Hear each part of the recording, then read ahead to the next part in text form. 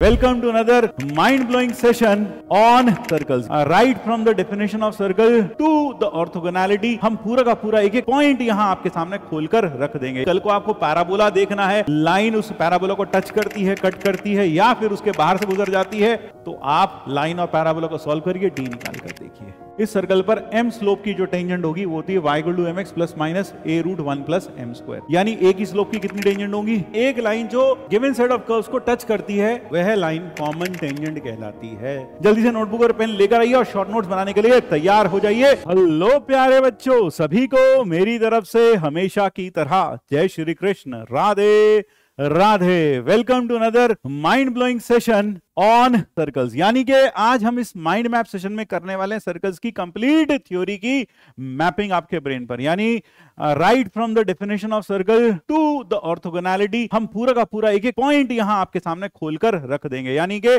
अगर आपने इस लेक्चर को पूरी तरीके से देख लिया, शुरू से अंत तक हमारे साथ बने रहे, तो लेक्चर के आखिर में आप पाएंगे सर्कल पूरी तरीके से थ्योरेटिकली आपका रिवाइज हो जाएगा। तो देर किस बात की है, जल्दी से नोटबुक और पेन लेकर आइए और शॉर्ट नोट्स बनाने के लिए तैयार हो जाइए। आइए चलते हैं आज के इस खूबसूरत सफर पर सर्कल्स की माइंड मैपिंग पर। सबसे पहले आती है definition and equation of circle. Circle आप सब जानते हैं, it is defined as the locus of a point which moves, locus of a point, locus of a point which moves in a plane such that its distance from a fixed point in the plane, its distance from a fixed point in the plane always remains constant, always remains constant। यानी हमेशा कैसा रहे? Constant रहे। तो उस point का जो locus होता है, उस पॉइंट का जो पाथ होता है, उसे हम क्या कहते हैं? सर्कल कहते हैं, है ना। Locus of a point which moves is called a circle. उसको क्या बोलते हैं? सर्कल बोलते हैं। वह जो फिक्स्ड पॉइंट है, तो ध्यान रखिए, वो जो फिक्स्ड पॉइंट है, सब लोग समझते हैं? हाँ, जल्दी सही बोल रहे हैं आप। क्या बोलते हैं भाई उसको? फिक्स्ड पॉइंट को बोलते हैं centre. Fixed point is called as centre of circle, centre of circle. और जो फिक्स्ड डिस्टेंस है या कांस्टेंट डिस्टेंस है उस फिक्स्ड पॉइंट से, कांस्टेंट डिस्टेंस, उसको क्या बोला जाता है? That is called as radius, that is called as radius. और सर्कल गोल होता है, बहुत सारे बच्चों का भी गोल होता है सर्कल, ठीक है। तो यहां से भैया गोल मत करो सर्कल को, पढ़ लो अच्छे से। तो यहां ये सेंटर और यह जो दूरी है, यह है रेडियस, यह है रेडियस, और यह है सेंटर, यह है सेंटर।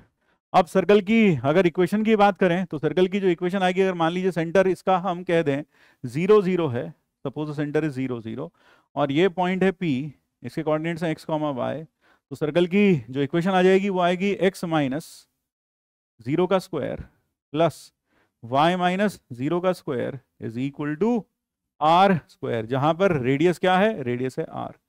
तो रेडियस है r, तो सर्कल की इक्वेशन हो गई x square plus y square is equal to r square. इसका सेंटर क्या होगा? 0 0, और जो रेडियस होगा वो होगा r। और अगर आपको सेंटर 0 0 की बजाय h कॉमा k लेना है, तो सर्कल की इक्वेशन हो जाएगी x माइनस h का square plus y minus k का square is equal to r square. So that is the equation of circle. लेकिन इस केस में जो सेंटर होगा वो क्या हो जाएगा? h comma k, centre will be h comma k, और जो रेडियस होगा that will be equal to r। तो radius will be r in this case. तो रेडियस कितना आ जाएगा? रेडियस हो जाएगा r। तो this is the equation of circle centred at 0 0 and this is the equation of circle centred at h comma k। अब बारी आती है जनरल इक्वेशन ऑफ सर्कल की। जनरल इक्वेशन ऑफ सर्कल कुछ ऐसी दिखाई देती है, x square plus Y square plus 2gx plus 2fy plus c equal to 0, और इस केस में जो सेंटर होता है वो होता है x के कोफिशिएंट का आधा। तो ऐसे याद रखें, सेंटर क्या होता है? सेंटर होता है coefficient negative of coefficient of x का आधा और negative of coefficient of y का आधा। That is the centre, that is the centre. और वो क्या है? Minus G minus F. और जो रेडियस होता है वो होता है G square plus F square minus C, that is the radius of the circle. तो ये हो गया सर्कल का रेडियस। फिर अगर मैं यहां पर नेचर ऑफ सर्कल की बात करूं, रेडियस है root of G square plus F square minus C. अगर G square plus F square minus C 0 से बड़ा हो तो this is a real circle with finite radius, है ना, क्योंकि एक फाइनाइट नॉन जीरो रेडियस आएगा बल्कि, है ना। और अगर G square plus F square minus C 0 हो जाए तो उसका मतलब रेडियस 0 हो गया, तो इस केस में हमें मिलेगा एक पॉइंट सर्कल, यानी कि सर्कल नहीं बस एक पॉइंट मिलेगा, क्योंकि P का जो लोकस होगा वो खुद सेंटर ही हो जाएगा। P will कंसाइड with the centre, क्योंकि डिस्टेंस 0 हो गया, रेडियस 0 हो गया, तो पॉइंट खींचकर कहां जाएगा, सेंटर पर मिल जाएगा। तो उस केस में हमारे पास मिलेगा पॉइंट सर्कल। और अगर G square plus F square minus C less than 0 हो तो आप देख सकते हैं इस केस में रेडियस इमेजिनरी आ जाएगा and we will get a imaginary circle in this case.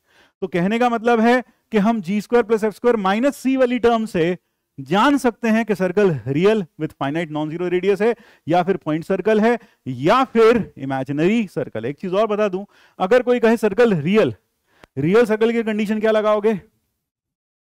और रियल सर्कल कंडीशन लगेगी G square plus F square minus C should be greater than equal to 0। Point circle भी एक real circle ही है। तो imaginary circle क्या होता है? जिसका रेडियस इमेजिनरी हो जाए, ठीक है। तो ये हो गई कंडीशन किसके लिए? रियल सर्कल के लिए। फिर आते हैं intercepts of a circle on x axis and y axis. Intercept का मतलब क्या है? Intercept made by the circle on coordinate axis is the distance between the points where the circle intersects y and x axis. जैसे मान लीजिए ये हमारी y axis है और suppose this is x axis and we have a circle, और हमारे पास ये सर्कल है, उस पर कुछ इंटरसेप्ट बना रहा है और इस पर कुछ इंटरसेप्ट बना रहा है। तो ये जो इंटरसेप्ट है ये है, ये तो हो गया वाई इंटरसेप्ट, यहां से लेकर यहां तक, मान लो ये सी और ये डी, तो ये वाई इंटरसेप्ट, और यह है ए और यह है बी, यह कहलाएगा लेंथ एक्स इंटरसेप्ट, ये एक्स इंटरसेप्ट होगा, ठीक है, ये एक्स इंटरसेप्ट और वो Y intercept. The intercept made by the circle is the distance between the two points with the circle cuts axis of X and Y. X intercept होता है two root G square minus C, two root G square minus C. और एक चीज याद रखिए, अगर G square minus C 0 से बड़ा है तो ऑब्वियस सी बात है एक्स इंटरसेप्ट एक फाइनाइट रियल मिलेगा, यानी कि हमें एक्स इंटरसेप्ट मिलेगा, यानी सर्कल जो है वो एक्स एक्सिस को दो रियल और डिस्टिंक्ट पॉइंट्स पर कट करेगा, ठीक है। अगर जी स्क्वायर माइनस सी 0 हो जाए तो इस केस में अगर ये 0 हो गया तो सोचो ये 0 कब होगा? जब अगर मैं इसको उठाकर ऊपर लेते जाऊं तो आप देख रहे हैं कि एक्स इंटरसेप्ट लगातार छोटा होता जा रहा है, छोटा होता जा रहा है, छोटा होता जा रहा है, और यहां आकर कितना हो गया? 0। यानी उस केस में जो सर्कल है वो क्या करेगा? वो एक्स एक्सिस को टच करेगा, circle will touch x axis. और अगर G square minus C less than 0 हो जाए तो सर्कल ना तो टच करेगा ना इंटरसेक्ट करेगा, यानी कि जो सर्कल होगा वो या तो पूरी की पूरी तरीके से एक्स एक्सिस के ऊपर होगा या फिर एक्स एक्सिस के नीचे होगा। यानी सर्कल की फोटो कुछ इस तरह से दिखाई देगी आपको। कैसी दिखाई देगी सर्कल की फोटो? सर्कल की फोटो ऐसी दिखाई देगी, या तो वो ऊपर होगा, ना तो इसे टच करेगा ना कट करेगा। This is your axis of x, it will neither touch nor intersect the axis, ठीक है। तो ये हो गई कहानी एक्स इंटरसेप्ट से। तो एक्स इंटरसेप्ट से हम काफी जानकारी जुटा सकते हैं कि सर्कल हमारा एक्स एक्सिस को कट करता है कि नहीं करता है, एक्स एक्सिस के को टच करता है या नहीं करता है, या फिर एक्स एक्सिस को ना तो टच ना कट, वो कब? जब जी square minus C less than 0 हो जाए।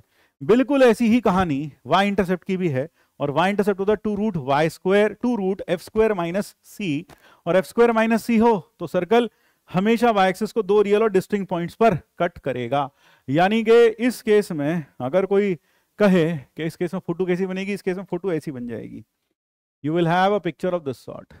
इस केस में जो सर्कल है वो एक्सिस को टच करेगा, जो सर्कल है वो वाई एक्सिस को टच करेगा। तो here in this case you will have a picture of this sort, इस तरह का हमारा सर्कल बनेगा, ठीक है, ये हो जाएगा वो सर्कल। और अगर ये लेस देन 0 हो तो इस केस में या तो हमारा सर्कल पूरा का पूरा वाई एक्सिस के लेफ्ट में होगा या फिर पूरा का पूरा सर्कल वाई एक्सिस के राइट में होगा, ठीक है। The entire circle will lie either to the left or to the right of y axis. So this is y axis, ये y axis. So again the y intercept and x intercept gives you an idea of the location of circle, और वो ये भी बताते हैं कि circle cut करेगा या नहीं करेगा x एक्सिस को y एक्सिस को, ठीक। यहां पर अगर सर्कल ध्यान रखिएगा, अगर सर्कल एक्स एक्सिस को टच करता है, if the circle touches x axis, if the circle touches x axis at से अल्फा कॉमा 0, तो उसके जो सेंटर के कोऑर्डिनेट्स हो जाएंगे वो हो जाएंगे, यानी अगर ये माइनस जी, अगर मैं कह दूं ये अल्फा कॉमा 0 पर टच करता है तो ये हो जाएगा अल्फा कॉमा हम कह सकते हैं इस केस में जो हमारे पास रेडियस होगा सर्कल का, ये तो आप समझ गए होंगे कि एक्स कोऑर्डिनेट जो होगा इसका सेम होगा क्योंकि ये सेम वर्टिकल लाइन पर होगा। तो अगर ये अल्फा कॉमा 0 पर एक्स एक्सिस को टच करता है तो उसका एक्स कोऑर्डिनेट तो अल्फा होगा, और वाई कोऑर्डिनेट जो होगा, वाई कोऑर्डिनेट का जो मॉड होगा, है ना, वाई कोऑर्डिनेट जो होगा वो आर के बराबर होगा। अगर ये रेडियस है so this will be r plus minus r हो सकता है। क्यों? ये ऊपर भी हो सकता है और नीचे भी हो सकता है, तो ये चीज याद रखेंगे आप, है ना, अल्फा कॉमा आर कह दूं या फिर और alpha comma minus r, depending on the location of circle. अगर सर्कल ऊपर है एक्स एक्सिस के, ठीक है, तो ये कब हुआ? जब सर्कल एक्स एक्सिस को टच करता है। इसी तरीके से अगर सर्कल वाई एक्सिस को टच करता है से बीटा कॉमा 0 कॉमा बीटा पर, if it touches y axis at 0 comma beta, तो अगर ये 0 कॉमा बीटा पर वाई एक्सिस को टच करता है तो 0 कॉमा बीटा वाई एक्सिस को टच करता है at 0 comma beta, and you want to find out the equation of this circle, तो भाई इसका y कोऑर्डिनेट तो बीटा ही हो जाएगा, है ना, और जो x कोऑर्डिनेट होगा वो होगा फिर से प्लस माइनस आर, यानी कि r कॉमा बीटा या फिर minus r comma beta, that will be the coordinate, so this is y। तो ये चीज याद रखेंगे, that is how you can find out the equation of circle which touches x axis और y axis. फिर diametric form of circle, equation of circle with diametric ends x1 y1 and x2 y2, वो जो circle की equation होगी, ये equation कैसे find out करते हैं? This is found by using the property of the circle that the angle in a semi circle is 90 degree. तो ये पॉइंट है x1 y1, ये डायमेट्रिक एंड, और ये डायमेट्रिक एंड है x2 y2। और हम जानते हैं कि अगर मैं यहाँ पर इसको कहीं भी बाउंड्री पर मिला देता हूँ तो ये एंगल कितना होगा? 90 degree. Suppose this is A, this is B, तो हम कह सकते हैं slope of AP into slope of BP is equal to -1, और वहां से जो हमारे पास कंडीशन आती है वो ये आती है, that is the equation of circle, x minus x1 into x minus x2 plus y minus y1 into y minus y2 is equal to 0। अगर दो गिवन पॉइंट से पास होने वाला सबसे छोटा सर्कल चाहिए तो ध्यान रखिएगा, दो गिवन पॉइंट से हमेशा बहुत सारे सर्कल्स फाइंड किए जा सकते हैं। You can find an infinite number of circles passing through two given points, लेकिन उन सब सर्कल्स में जो सबसे छोटा सर्कल होगा, जैसे ये सर्कल है भाई, है ना, फिर you can have an ample number of circles over here, जितने चाहे सर्कल्स बना लो जो इन दोनों पॉइंट से पास होते हैं, लेकिन इन सब में जो सबसे छोटा सर्कल होगा वह सर्कल होगा जो इन दोनों पॉइंट्स को डायमीटर लेकर बनाया गया हो, यानी the smallest circle is the one which has been described on this line as diameter, यानी यहाँ जो ग्रीन सर्कल है वो सबसे छोटा सर्कल होगा जिसके लिए ये लाइन कैसे एक्ट करेगी? डायामीटर की तरह एक्ट करेगी। ठीक है, सो कभी भी आ जाए कि ये दो गिवन पॉइंट से इन दोनों गिवन पॉइंट से पास होता हुआ स्मॉलेस्ट सर्कल बताओ, तो बस इसको डायमेट्रिक एंड ले लो दोनों पॉइंट्स को और सर्कल की इक्वेशन लिख दो, that will be the required circle. Class में इसका प्रूफ भी किया था। फिर आते हैं एक काम की बात, अगर मान लीजिए हमारे पास दो क्वाड्रेटिक इक्वेशंस हैं such that the abscissas are roots of the diametric ends of the abscissas are the roots of, abscissas क्या है? They are the roots of, abscissas are the roots of diametric ends। abscissa क्या है? roots हैं diametric ends के, they are the roots of the diametric ends। abscissa क्या है? root of diametric ends, मतलब इसके such that the abscissas, so that the roots of are the, so that the abscissas are the roots of, ये लिखना चाहिए, सही कर देते हैं, abscissas are the roots of, abscissas क्या हो? are the roots of, are the roots of diametric, are the roots of the diametric ends, दोबारा लिख देते हैं, ये क्या हो? रूट्स हो डायमेट्रिक एंड्स के, abscissas are the roots of the diametric ends.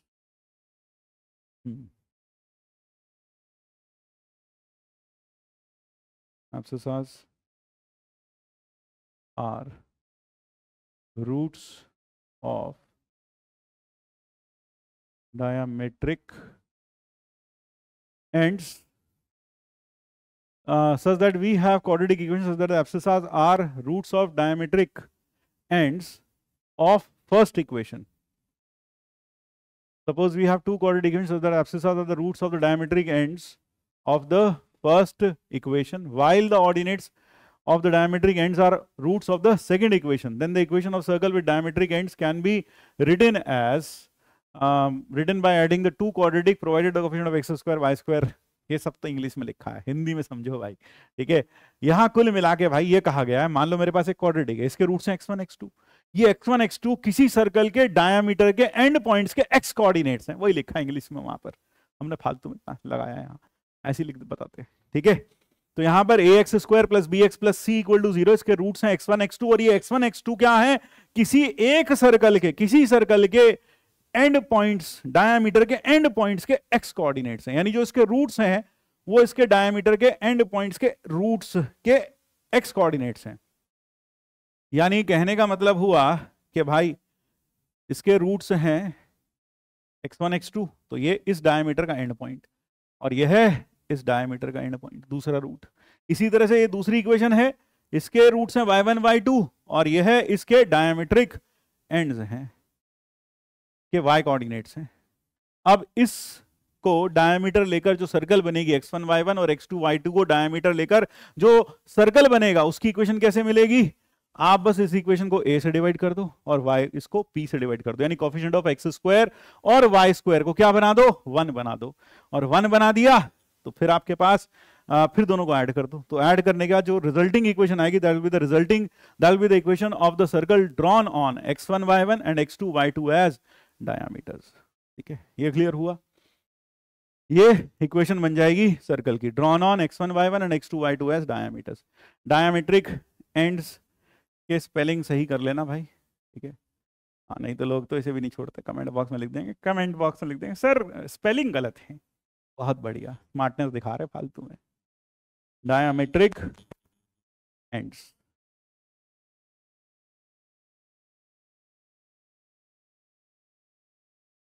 x coordinate diametric ends, y coordinates of diametric ends। ठीक है, तो ये हो गया भाई, ये याद रखेंगे। फिर next, position of a point with respect to a circle. अगर आपको किसी भी पॉइंट की पोजीशन चाहिए सर्कल के रिस्पेक्ट में, वो पॉइंट सर्कल के बाहर है, सर्कल के अंदर है या सर्कल के ऊपर है, तो बहुत ही आसान सा तरीका, उस पॉइंट को उठा के सर्कल की इक्वेशन में डाल दो। जब उस पॉइंट को आप सर्कल की इक्वेशन में डाल दोगे, यानी s के अंदर x1 y1 डाल दो, अगर वो ग्रेटर देन 0 आया तो पॉइंट होगा बाहर, अगर वो इक्वल टू 0 आया पॉइंट होगा ऑन द सर्कल, और अगर लेस देन 0 आया तो इनसाइड, यानी ग्रेटर देन 0 पर आउट, राइट, इस पर ऑन और इस पर inside the circle. That is how you can know the position of a point with respect to a circle. फिर आते हैं ग्रेटेस्ट एंड लीस्ट डिस्टेंस पर। अगर मान लीजिए मुझे ग्रेटेस्ट या लीस्ट डिस्टेंस चाहिए किसी पॉइंट का, P का, है ना, ए पॉइंट है मेरे पास x1 y1, मुझे इसका सर्कल से मैक्सिमम या मिनिमम दूरी चाहिए। अगर पॉइंट सर्कल पर ही है फिर तो भैया मिनिमम दूरी कितनी हो जाएगी, 0, मिनिमम दूरी विल बी 0, और मैक्सिमम दूरी हो जाएगी डायमीटर के बराबर, ठीक है ना, मैक्सिमम दूरी हो जाएगी डायमीटर के बराबर। लेकिन अगर पॉइंट सर्कल पर नहीं है ना, पॉइंट सर्कल पे नहीं है, तो इन दिस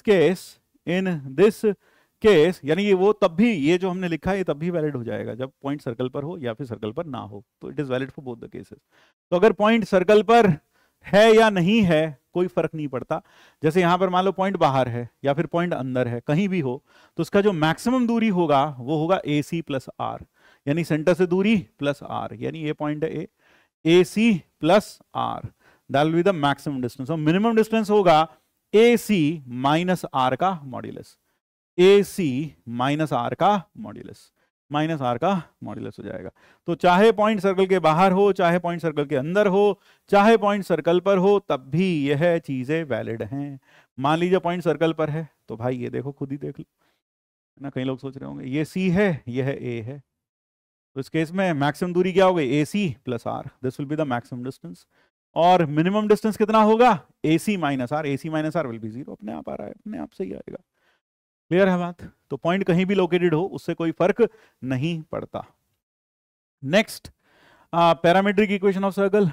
मान लो सर्कल मेरे पास है x² + y² equal to r², तो उसकी जो पैरामेट्रिक इक्वेशन होगी वो होगी x is equal to r cos theta, y equal to r sin theta, जहां थीटा होगा वह एंगल जो के O से, सेंटर से यानी ओरिजिन से P को जोड़ने वाली line x axis, positive direction of x axis के साथ बनाएगी। तो थीटा की जो रेंज होती है वो इस केस में 0 से 2π ओपन होती है। 2π पर ओपन इसलिए है क्योंकि अक्सर बच्चों को साहब 2π पर ओपन क्यों लगाया, 2π पर अक्सर क्या होगा, 2π पर वही कोऑर्डिनेट्स रिपीट हो जाएंगे जो 0 पर होते हैं, क्योंकि cos 0 और cos 2π बराबर होता है, sin 0 sin 2π बराबर होता है। तो सेम पॉइंट को दो बार लिखने का कोई फायदा नहीं है, इसलिए लोगों ने क्या किया, 2π पर ओपन लगा दिया। अब सर्कल की इक्वेशन पैरामेट्रिक फॉर्म में, अगर उसका सेंटर h, k है तो सर्कल की इक्वेशन पैरामेट्रिक फॉर्म में होती है x is equal to h plus r cos theta, y equal to k plus r sin theta. और इस केस में सेंटर h, k, तो यहां से फिर से अगर मैं एक लाइन बना लूं सेंटर से पास होती हुई x एक्सिस के पैरेलल, तो यह जो लाइन है इस लाइन के साथ जो ये थीटा बनेगा that will be the theta which will be used over here, और ये हो जाएगा h plus r cos theta. उसमें भी थीटा की रेंज वही होगी जो वहां बताई है, 0 से लेकर 2π के बीच में। तो ये हो गई पैरामेट्रिक इक्वेशन ऑफ सर्कल। ये किस काम आती है, ये क्वेश्चंस में वहां काम आती है जहां पर हमें सर्कल के ऊपर कोई पॉइंट एज्यूम करना हो। तो ज्यादातर हम जो पॉइंट एज्यूम करते हैं सर्कल के ऊपर that is assumed in the form of parametric coordinates. फिर आते हैं टेंजेंट और नॉर्मल पर। टेंजेंट क्या है, tangent is the limiting case of secant, सब लोग जानते हैं, कैलकुलस में पढ़ा है।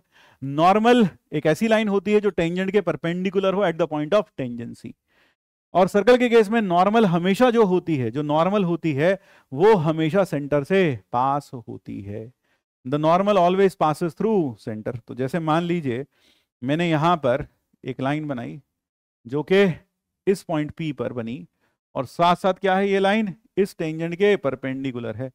तो यह जो लाइन होगी this line will be normal. ये तो हो गया 90 डिग्री, ये हो गई टेंजेंट और ये हो गई नॉर्मल।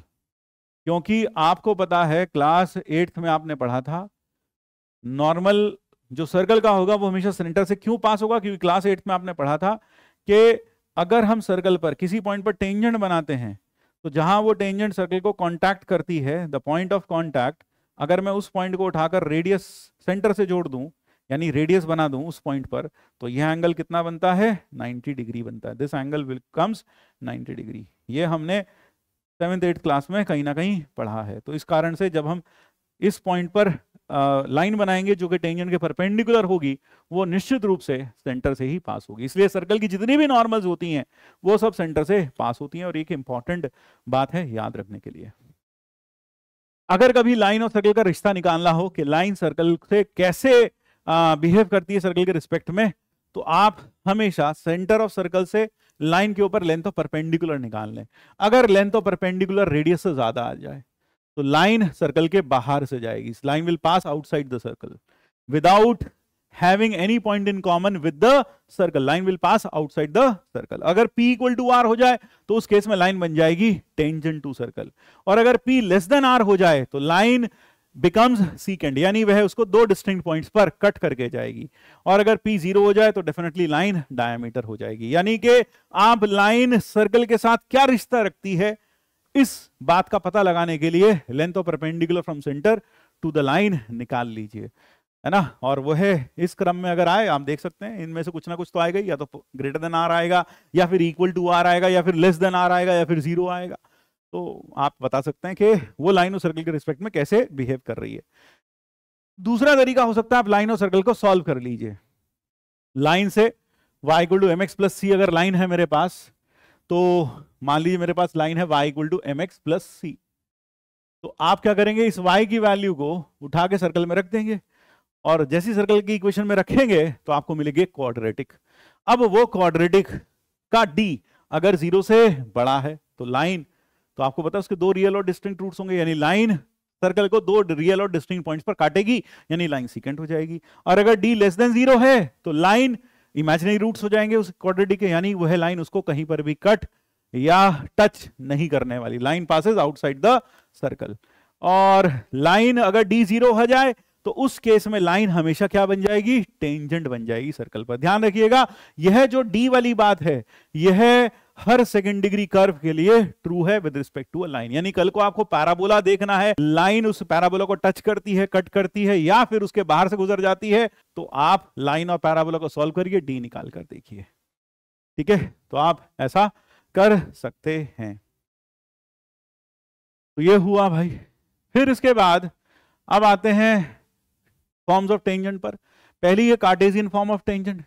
मान लो मुझे tangent, Cartesian form of tangent में एक बात मैं साफ साफ बोल दूं कि अगर मुझे टेंजेंट की इक्वेशन चाहिए at the point x1 y1 on the circle, तो this is Cartesian form, equation of tangent, equation of tangent at p x1 y1 on the circle. तो ध्यान रखिए, इस फॉर्म ऑफ टेंजेंट लगाने के लिए उस पॉइंट का सर्कल पर होना जरूरी है। अक्सर बच्चे टेंजेंट की इक्वेशन फाइंड करने के लिए ड्रॉन फ्रॉम सम पॉइंट यही लगा देते हैं, जबकि अगर यह फॉर्म लगाने के लिए वो पॉइंट कहां होना चाहिए, सर्कल के ऊपर होना चाहिए। अगर वो सर्कल के ऊपर नहीं है तो आप यह फॉर्म नहीं लगा सकते, can not apply this form. तो रिमेंबर दिस, ठीक है। ये फॉर्म तभी लगानी है जब पॉइंट सर्कल के ऊपर स्थित हो। अगर पॉइंट सर्कल के ऊपर नहीं है तो आप यह फॉर्म नहीं लगा सकते।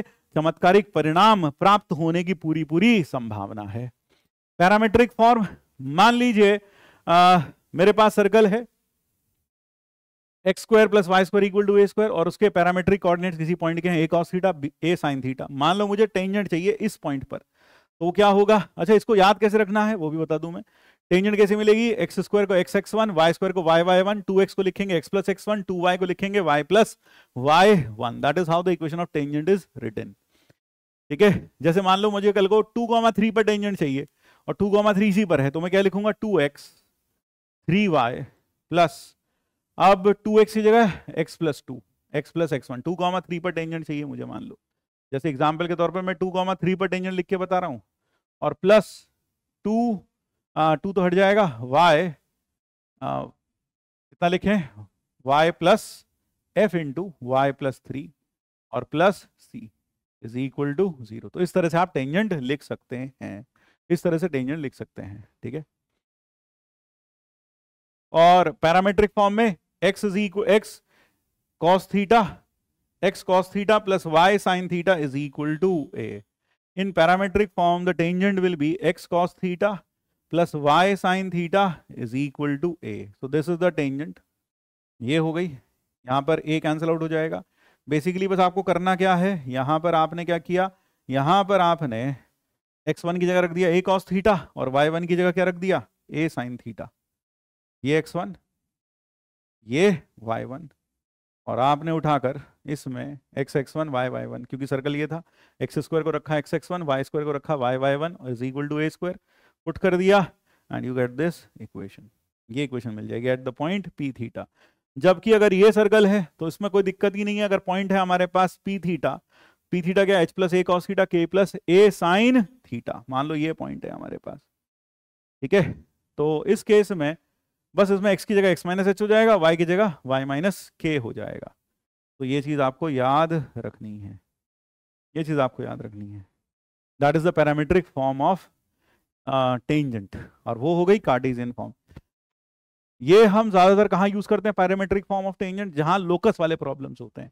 We will maximum times use this parametric form of tangent at points in questions where we have a locus problems, जहां लोकस के प्रॉब्लम्स आएंगे।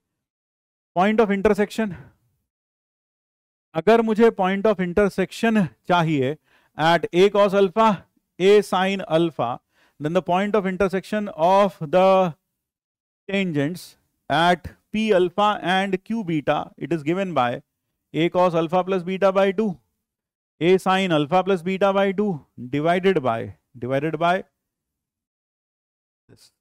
cos alpha plus beta by 2, और यहां पर भी cos alpha plus beta by 2। यानी कि अगर मेरे पास circle X square plus Y square equal to A square और उसके ऊपर दो पॉइंट्स हैं p अल्फा और q बीटा, तो इन दोनों पॉइंट्स पर बनी हुई जो टेंजेंट्स होंगी उनका जो पॉइंट ऑफ इंटरसेक्शन होगा वो क्या होगा, वो यह होगा a cos alpha plus beta by two, b a sin alpha plus beta by two upon cos alpha minus beta by two into cos, और नीचे भी cos alpha minus beta by two. So this is the coordinates, ये ध्यान रखिएगा। फिर equation of tangent in slope form, अगर slope form में बात की जाए, सर्कल मेरे पास है x square plus Y square equal to A square, इस सर्कल पर m स्लोप की जो टेंजेंट होगी वो होती है y equal to mx plus minus a root 1 plus m square. यानी a की स्लोप की कितनी टेंजेंट होंगी, 2 टेंजेंट होंगी, यानी कि सर्कल पर हमेशा गिवन स्लोप की 2 पैरेलल टेंजेंट्स बनाई जा सकती हैं। और अगर सर्कल ये है तो इसमें कुछ नहीं करना, बस y की जगह y माइनस के और x की जगह x माइनस h रख दीजिएगा। ज्यादातर ये यूज नहीं होती है। अगर आपको कभी भी टेंजेंट लिखनी हो सर्कल पर, ज्यादा अच्छा क्या रहेगा, y equal to mx plus c लिखिए और length of perpendicular from centre is equal to radius, इसका सदुपयोग करिए, आपके पास टेंजेंट की इक्वेशन मुस्कुराती हुई आराम से आ जाएगी। ठीक है, लेकिन फिर भी ये हमने आपको यहां बताया है। एक चीज और यहां मैं बताता चलूं कि जो टेंजेंट्स होती हैं, पैरेलल टेंजेंट्स होती हैं, वो हमेशा डायमेट्रिकली अपोजिट होती हैं, याद रखिएगा। Any two tangents which are parallel, any two tangents to a circle which are parallel, they are always diametrically opposite to each other। ये हमेशा एक दूसरे को diametrically opposite मिलेंगी आपको, यानी इनके बीच का जो डिस्टेंस होगा that will be equal to the diameter of the circle। तो दो पैरेलल टेंजेंट्स के बीच का जो डिस्टेंस होता है वो हमेशा किसके बराबर होता है, डायमीटर के बराबर होता है, डायमीटर ऑफ सर्कल के बराबर होता है। तो कल को इस तरह का क्वेश्चन भी आ जाए, मान लो दो आपको पैरेलल टेंजेंट्स दिखाई दे रही हैं और आपसे कहा जाए these are tangents to some circle, find the radius of the circle. अब आप ये देख ही नहीं पा रहे कि सर्कल का रेडियस कैसे फाइंड करें, हमें तो बस 2 लाइन देती। आप गौर से देखिए, अगर वो 2 लाइंस आपस में पैरेलल हैं और वो सर्कल पर टेंजेंट्स हैं तो डेफिनेटली उनके बीच का जो डिस्टेंस होगा वही डायमीटर होगा और उसका आधा कर दीजिए, रेडियस मिल जाएगा। तो ये छोटे छोटे पॉइंट्स कई बार काफी काम आते हैं। Next is the director circle of given circle. Director circle क्या है, डायरेक्टर सर्कल एक ऐसे पॉइंट का लोकस है जिससे बनी हुई दोनों टेंजेंट्स सर्कल पर म्यूचुअली परपेंडिकुलर हों। So it is the locus of a point which moves such that the pair of tangents drawn from it are mutually perpendicular। तो अगर हम एक ऐसे पॉइंट का लोकस ढूंढ पाए, कैसे पॉइंट का, जो इस तरह से चलता हो कि उसका डिस्टेंस उससे बनी हुई दोनों टेंजेंट्स के बीच का जो एंगल हो वो कितना हो, 90 डिग्री हो, तब वह पॉइंट मूव करेगा एक सर्कल के एक लोकस के ऊपर, और वह जो लोकस होगा वह लोकस कहलाएगा डायरेक्टर सर्कल। अब क्योंकि यहाँ नाम ही डायरेक्टर सर्कल है तो आप समझ गए होंगे कि उसका जो लोकस होगा इस केस में वो डायरेक्टर सर्कल ही होगा। ठीक है, वो एक सर्कल ही होगा बेसिकली। तो इंपॉर्टेंट बात यह है कि जो डायरेक्टर सर्कल होता है वो गिवन सर्कल के साथ हमेशा कॉन्सेंट्रिक होता है। Director circle of a given circle is always concentric with the given circle, और उसका रेडियस जो होता है ये हो गया हमारा डायरेक्टर सर्कल, सी डायरेक्टर, और यह है हमारा सर्कल गिवन सर्कल। तो ये गिवन सर्कल है, ये डायरेक्टर सर्कल है। तो ध्यान रखिएगा जो रेडियस ऑफ डायरेक्टर सर्कल होता है वो होता है √2 रेडियस ऑफ गिवन सर्कल। और इसकी प्रॉपर्टी क्या है, इस सर्कल के किसी भी पॉइंट से अगर आप टेंजेंट्स बनाएंगे इस सर्कल के ऊपर तो वह हमेशा एक दूसरे के परपेंडिकुलर होंगी। ठीक है, तो अगर मैं कहूं कि मेरे पास गिवन सर्कल है x square x minus h का square plus y minus k का square is equal to r square, तो सी डायरेक्टर की इक्वेशन क्या हो जाएगी, वो हो जाएगी एक्स माइनस एच का square plus y minus k का स्क्वायर, क्योंकि सेंटर तो सेम ही है, और ये हो जाएगा √2 आर का स्क्वायर, यानी कि 2r square. That is the equation of the director circle. ये हो जाएगी डायरेक्टर सर्कल की इक्वेशन इस सर्कल के लिए। अब बढ़ते हैं अगले टॉपिक की तरफ, जो कि है कॉमन टेंजेंट। कॉमन टेंजेंट क्या है, a line which touches a set of given curves is said to be their common tangent. यानी एक लाइन जो गिवन सेट ऑफ कर्व्स को टच करती है वह लाइन कॉमन टेंजेंट कहलाती है। वो दो कर्व्स, एक सर्कल एक पैराबोला हो सकता है, एक हाइपरबोला और एक सर्कल हो सकता है ना। तो एक इलिप्स और एक हाइपरबोला हो सकता है। तो they can be any set of curves.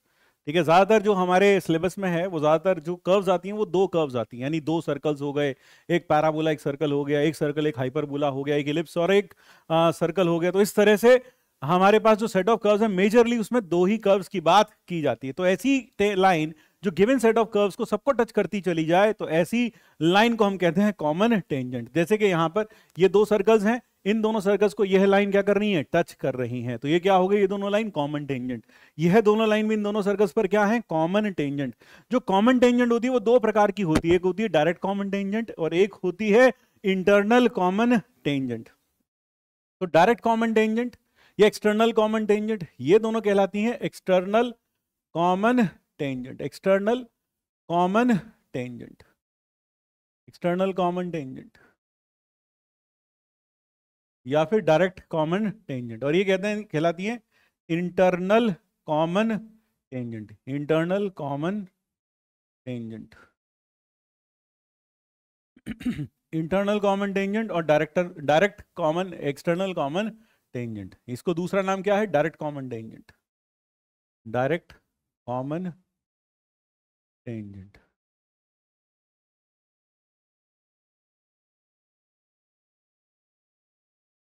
ठीक है, और ये इंटरनल कॉमन टेंजेंट, इसको शॉर्ट फॉर्म में हम कह देते हैं डीसीटी।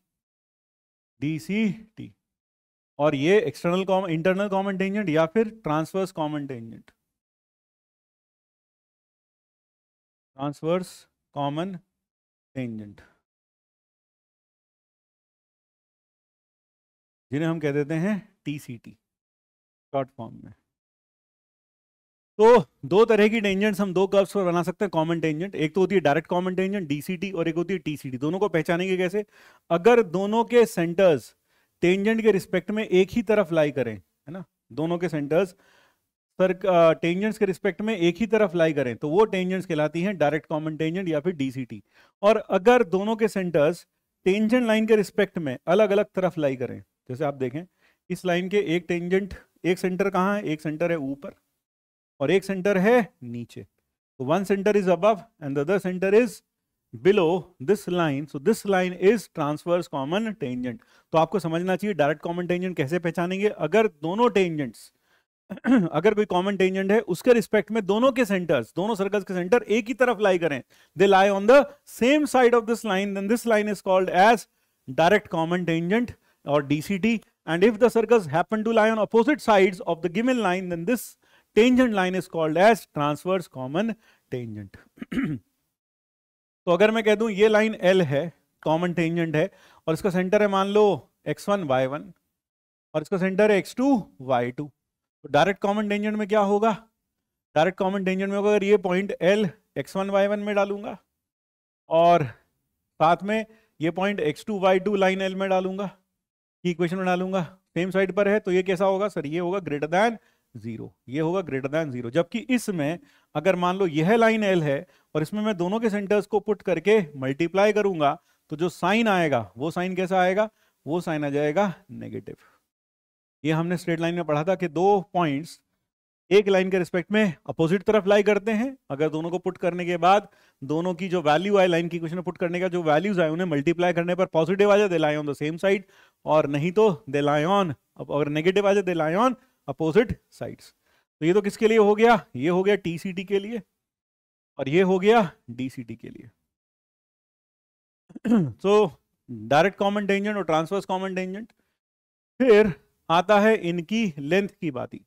ये लेंथ कितनी होती है, लेंथ अगर हम बात करें डायरेक्ट कॉमन टेंजेंट की लेंथ की बात करें, तो यहां से लेकर यहां तक का जो डिस्टेंस होगा, है ना, ए बी, या फिर ये वाला डिस्टेंस होगा ए डैश बी डैश, यह जो डिस्टेंस है पॉइंट्स ऑफ कांटेक्ट के बीच में, ये लेंथ ऑफ डीसीटी कहलाता है। So the length of DCT will be nothing but the distance between the points of contact, यानी ए बी बोलो या फिर ए डैश बी डैश बोलो, दोनों लेंथ बराबर ही होते हैं, यह लेंथ और यह लेंथ दोनों बराबर होते हैं।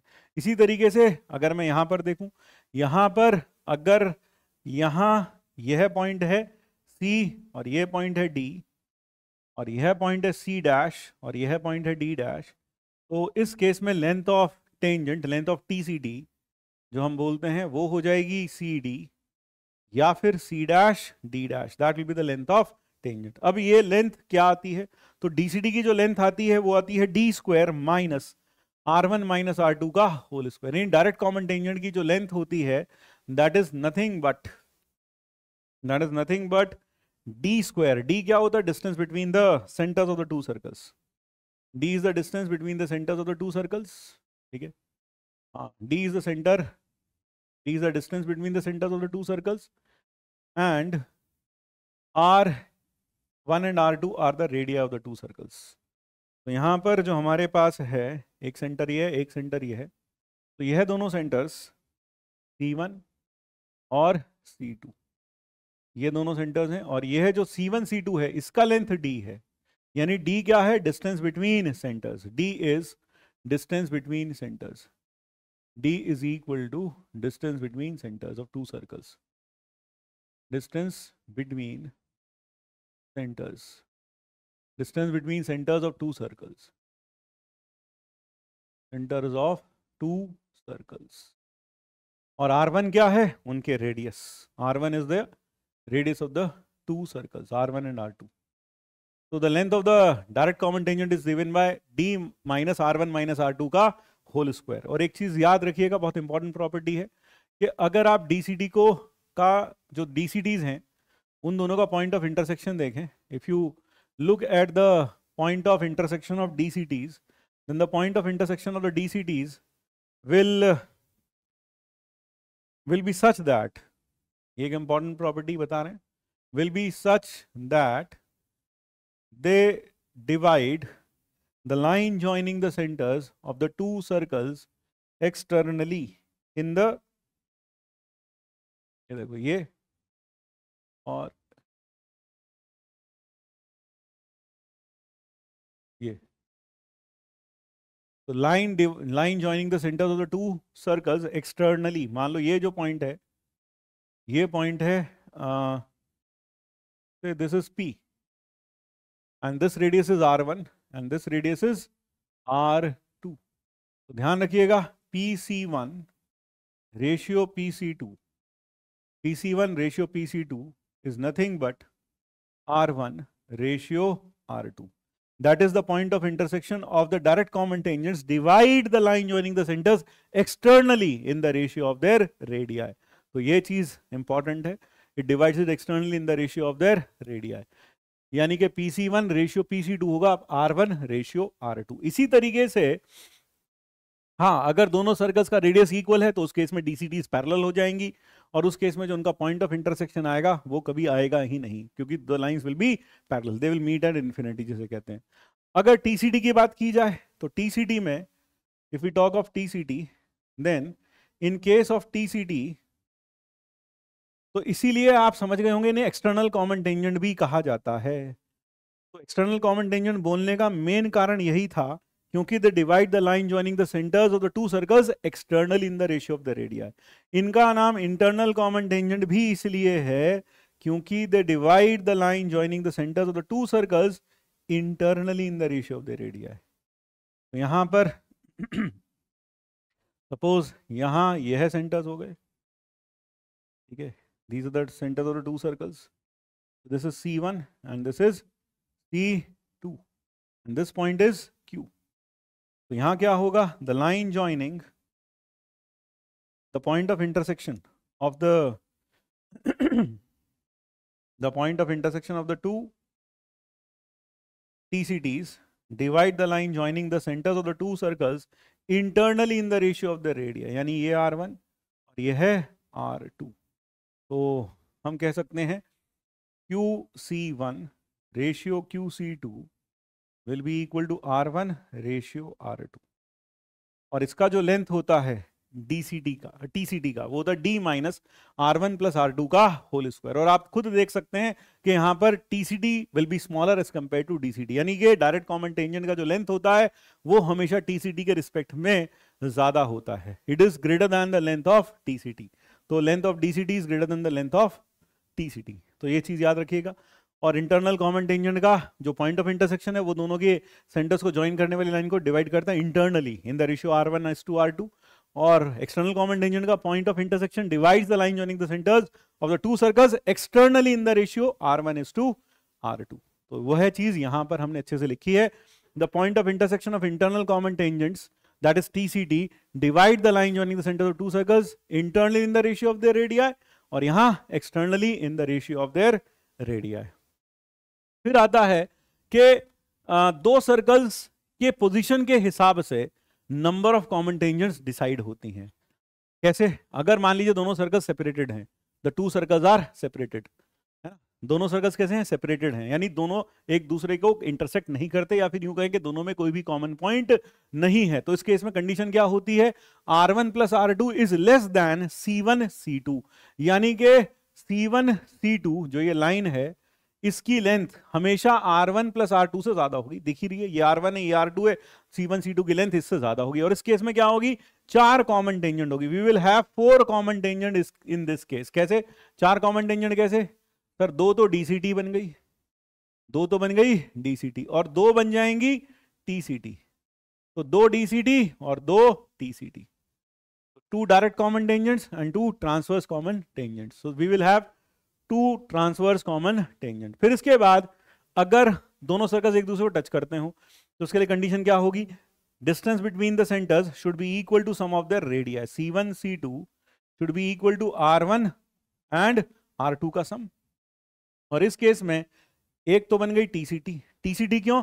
देखो दोनों के सेंटर्स अलग अलग तरफ हैं, ये हो गई TCT, और जो DCT होगी वह ये दोनों हो जाएंगी, ये दोनों हो जाएंगी। तो 2 तो DCT, इसमें क्या होगा? 2 DCT और +1 TCT।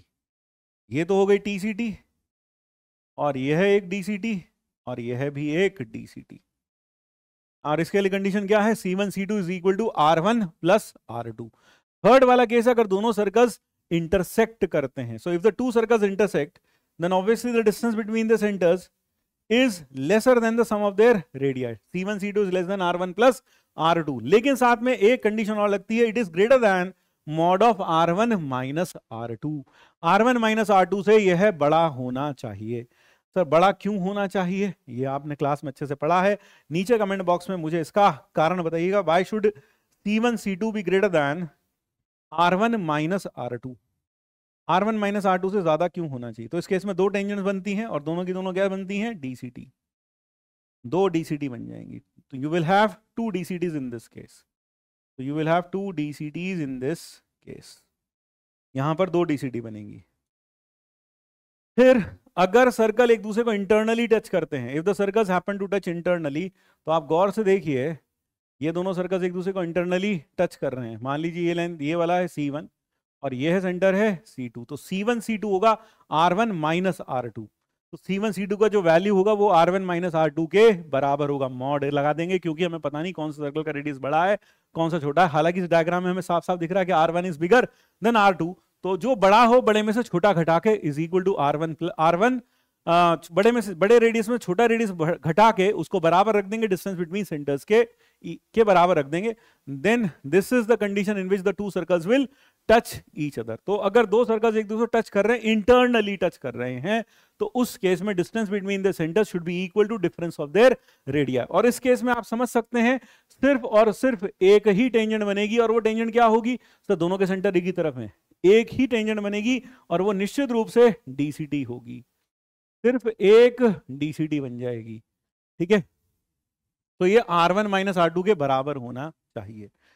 अब शायद आपको समझ में आ गया होगा कि वहां C1 C2 greater than R1 - R2 क्यों होगा, क्योंकि अगर C1 C2 greater than R1 - R2 हो जाएगा, नहीं होगा, तो उस केस में वो कंडीशन भी आ सकती है जब एक सर्कल पूरा का पूरा दूसरे सर्कल के अंदर घुस जाए। तो C1 C2 less than R1 + R2 ही नहीं होना चाहिए, वो साथ साथ R1 - R2 से बड़ा होना चाहिए, क्योंकि R1 - R2 से बड़े होने के कारण यह गारंटी मिलती है कि एक सर्कल दूसरे सर्कल के अंदर नहीं चला जाएगा, बल्कि कुछ पार्ट उसका बाहर रहेगा, यानी फिगर कुछ इस तरह की बनेगी, ठीक है।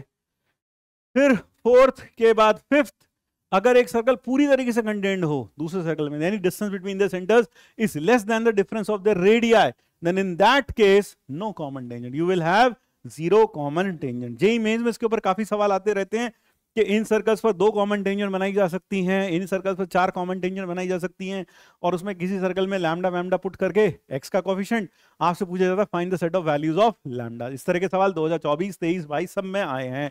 तो ध्यान रखिएगा, यह इंपॉर्टेंट कंडीशंस हैं जो आपको याद रखनी है। एग्जाम में हो सकता है आपकी शिफ्ट में इसका क्वेश्चन देखने को मिल जाए। फिर equation of chord joining 2 points on the circle x square plus Y square equal to a square. मान लीजिए हमारे पास एक सर्कल और इसके ऊपर ये सर्कल जो है वो स्टैंडर्ड फॉर्म में है, यानी सेंटर्ड एट 0 0। तो this circle is centred at 0 0 and we want to find out the equation of, so this is the center is 0 0 and we want to find out the equation of the chord joining 2 points on this circle, and the points are p alpha and q beta. Say the points are p alpha and q beta. ये 2 points हैं, इन दोनों points को जोड़ने वाली line की cord की equation हमें चाहिए। तो कॉर्ड की जो इक्वेशन होती है वो होती है x cos alpha plus beta by 2 plus y sin alpha plus beta by 2 is equal to a cos alpha minus beta by 2। और आपको पता है ना कि अल्फा और बीटा क्या होते हैं बेसिकली, यह बात अभी हमने अभी यही पढ़ी अभी हमने पैरामेट्रिक फॉर्म में। तो जो अल्फा बीटा थे वो यह एंगल्स हैं, and I hope you appreciate that. ये बीटा होगा और यह वाला जो एंगल होगा ये एंगल अल्फा होगा, यानी कि ये बीटा है और ये एंगल अल्फा है। तो इन दोनों पॉइंट्स को जोड़ने वाली जो कॉर्ड होगी उसकी इक्वेशन ये हो जाएगी। फिर next length of tangent. Length of tangent, मान लीजिए P एक पॉइंट है, एक्सटर्नल पॉइंट है P, और इससे अगर हम टेंजेंट बनाते हैं किसी भी सर्कल पर ना, किसी भी सर्कल पर, तो आंसर जो होता है उसका जो लेंथ होता है, यानी लेंथ का मतलब क्या हुआ, मान लो इसने इसे टच किया A पर और B पर, तो P से A तक की दूरी या P से B तक की दूरी जो दोनों बराबर होंगी, PA is equal to PB, तो ये जो दूरियां हैं यह दूरियां कहलाती हैं लेंथ ऑफ टेंजेंट, यानी length of tangent is PA as well as PB। तो लेंथ ध्यान रखें यह होता है एक तरीके से PA, या फिर आप कह दो तो ये PB के बराबर भी है। तो PA और PB जो होता है that is equal to root S1। Root S1 का मतलब क्या, वो पॉइंट को उठा के सर्कल की इक्वेशन में पुट करके रूट लगा दीजिए, you will get the length of the tangent. तो किसी भी पॉइंट से पास करने के, किसी भी पॉइंट से ड्रॉन जो टेंजेंट्स होंगी उनका जो लेंथ होगा वह क्या होना चाहिए, वो होगा रूट S1, यानी वो पॉइंट सर्कल की इक्वेशन में पुट कर दीजिए, you will get the length of tangent drawn from x1 y1 to the circle to a given circle is this. यानी कि यहां S सर्कल की इक्वेशन में x1 y1 रख दो, उसी को हमने S1 कहा है। तो S में x1 y1 रख दो, यहां x1 यहां y1 यहां x1 यहां y1 और यहां C है ही, तो जो ये आएगा वैल्यू उसका क्या लगा देंगे, root, that is called as length of tangent. Length of tangent निकालने के लिए यह चीज ध्यान रहे, यहां पर एक्स स्क्वायर और वाई स्क्वायर का कोएफिशिएंट यूनिटी है। अगर यूनिटी या मतलब 1 है, अगर 1 नहीं है तो पहले 1 बनाना चाहिए और फिर उसके बाद ही लेंथ ऑफ टेंजेंट निकालना चाहिए। यानी कल को यहां आ जाए 2x square plus 2y square, तो पहले आप पूरी की पूरी इक्वेशन को 2 से डिवाइड करोगे ताकि एक्स स्क्वायर और वाई स्क्वायर का कोएफिशिएंट कितना हो जाए, 1 हो जाए। Only then you will find the length of tangent by using this formula. तो ये याद रहे। फिर आता है chord of contact. Chord of contact का मतलब है किसी एक्सटर्नल पॉइंट से हम सर्कल पर हमेशा 2 टेंजेंट्स बना सकते हैं। तो अगर हम जो 2 टेंजेंट सर्कल पर बनाते हैं, जहां जहां वो सर्कल को टच करती है वह 2 पॉइंट्स A और B, इन दोनों को जोड़ने वाली जो लाइन है इसी को हम कॉर्ड ऑफ कॉन्टैक्ट कहते हैं, यानी COC। और इसकी जो इक्वेशन होती है वो वही होती है T बराबर 0। T बराबर 0 यानी जैसे आपने टेंजेंट लिखी थी बिल्कुल वही वाला एक्सप्रेशन दोबारा से लिख दीजिए। अब किसके रिस्पेक्ट में, P के रिस्पेक्ट में। यानी कि अगर मेरे पास सर्कल है x square plus Y square plus 2gx plus 2fy plus c equal to 0, तो COC यानी कॉर्ड ऑफ कॉन्टैक्ट जो कि AB होगी उसकी इक्वेशन, COC यानी AB, उसकी जो इक्वेशन होगी वह होगी x x1 plus y y1 plus g x plus x1 plus f y plus y1 और plus c is equal to 0। तो that will be the equation of tangent. तो tangent मतलब टेंजेंट वाला ही इक्वेशन है, लेकिन ये इक्वेशन किसकी देगा, कॉर्ड ऑफ कॉन्टैक्ट की इक्वेशन देगा। इसमें और टेंजेंट में फर्क क्या है, ध्यान से सुनिएगा। टेंजेंट में तो ये पॉइंट P कहां था, सर्कल के ऊपर था, लेकिन इस केस में ये पॉइंट सर्कल के ऊपर नहीं है, it lies outside the circle. So if the point lies outside the circle and you form a similar expression as for the tangent in this case, then in this case this expression equal to 0 will give you what? It will give you the equation of chord of contact, not the tangent. और आप ये भी समझ सकते हैं, अगर ये point खिसकते खिसकते धीरे धीरे करके कहां आ जाए, इस सर्कल पर ही आ जाए, तो उस केस में जो chord of contact है वही टेंजेंट बन जाएगी. क्यों? आप देखें, जैसे जैसे पॉइंट मान लो पास आएगा तो आप देखें chord of contact छोटी होती जाएगी ultimately. chord of contact will become smaller and smaller. और जैसे ही पॉइंट P इसकी बाउंड्री पर आ जाएगा, सर्कल की बाउंड्री पर, उस केस में chord of contact भी बाउंड्री पर ही आ जाएगी और वो क्या बन जाएगी, टेंजेंट बन जाएगी. तो इसलिए इसका जो एक्सप्रेशन है वो वही है जो कि टेंजेंट वाला एक्सप्रेशन है, लेकिन इक्वेशन डिफरेंट है. इक्वेशन डिफरेंट मतलब इस केस में जो इक्वेशन आपको देगी वो chord of contact देगी, टेंजेंट नहीं देगी. दोनों में फर्क क्या है, वहां पॉइंट सर्कल पर था, यहां पॉइंट सर्कल पर नहीं है. So this is important, this is to be noted. ठीक है, ये चीज याद रखेंगे. फिर chord with given mid point. अगर chord दिया हो, है ना, उसका मिड पॉइंट दिया हो, तो उस पॉइंट से पास करने वाली दुनिया में सिर्फ एक ही कॉर्ड होती है. पहली चीज तो ये याद रखें कि अगर सर्कल दिया है और उसकी बहुत सारी कॉर्ड्स हो सकती हैं, लेकिन अगर आपको कहा जाए हमें वो कॉर्ड चाहिए जिसका मिड पॉइंट गिवन पॉइंट हो, तो ऐसी दुनिया में सिर्फ एक ही कॉर्ड होगी. यानी कि अगर ये पॉइंट है M, यह है 90 डिग्री, मतलब यह है इस कॉर्ड का मिड पॉइंट है, तो ये कॉर्ड कैसी होगी, यूनिक होगी. यानी वैसे तो M से पास होती हुई अनगिनत कॉर्ड्स होंगी, there will be infinitely many chords which pass through M, but there will be only one chord for which this M shall act like midpoint. ऐसी सिर्फ एक ही chord होगी और वो chord क्या होगी, AB. तो यानी कि अगर chord का midpoint दे दिया जाए तो ऐसी कितनी chords होंगी जिसके लिए midpoint act करेगा, ऐसी दुनिया में सिर्फ एक ही chord होगी. There will be only one chord for which this will act like the mid point. ऐसी दुनिया में सिर्फ एक ही कॉर्ड होगी और कोई कॉर्ड नहीं हो सकती. और इसकी इक्वेशन क्या होती है, T बराबर S1, T equal to S1. सबसे अच्छी बात पता क्या है, अगर कल को पैराबोला है, पैराबोला पर एक्सटर्नल पॉइंट से आप दो टेंजेंट बना सकते हैं, उसकी भी कॉर्ड ऑफ कॉन्टैक्ट की इक्वेशन T बराबर 0 होगी. अगर पैराबोला के किसी कॉर्ड का मिड पॉइंट दे रखा है तो ऐसी कॉर्ड भी फिर से उस केस में भी यूनिक होगी, उसकी इक्वेशन भी T बराबर S1 होगी. यानी कहने का मतलब है ये जो हम पढ़ रहे हैं कि कॉर्ड ऑफ कॉन्टैक्ट की इक्वेशन T बराबर 0 और फिर cord with given mid point T बराबर S1, ये सब की सब सारे कोनिक्स में सेम होती है. सर्कल में, एलिप्स में, पैराबोला में और हाइपरबोला में सेम टू सेम होती है, कोई अंतर नहीं होता. तो T बराबर S1. तो मेरे ख्याल से आप समझते हैं T के लिए क्या करते हैं, फॉर T आपको याद होगा, एक बार फिर से याद दिला दूं, वैसे याद बता चुका हूं मैं आपको. एक्स स्क्वायर की जगह लिख देते हैं x(x1), वाई स्क्वायर की जगह y(y1), 2x की जगह x प्लस x1 और y की जगह y plus y1, that is what we do for T. और फॉर S के लिए क्या करते हैं, फॉर S1 के लिए, for S1 put x1 y1 in equation of curve,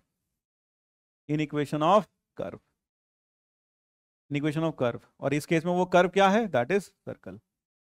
circle की इक्वेशन में रख दीजिए वो पॉइंट x1 y1 क्या है, x1 y1 मिड पॉइंट है. मान लो यहां मिड पॉइंट हमने P लिख रखा है और P के कोऑर्डिनेट्स क्या है, x1 y1.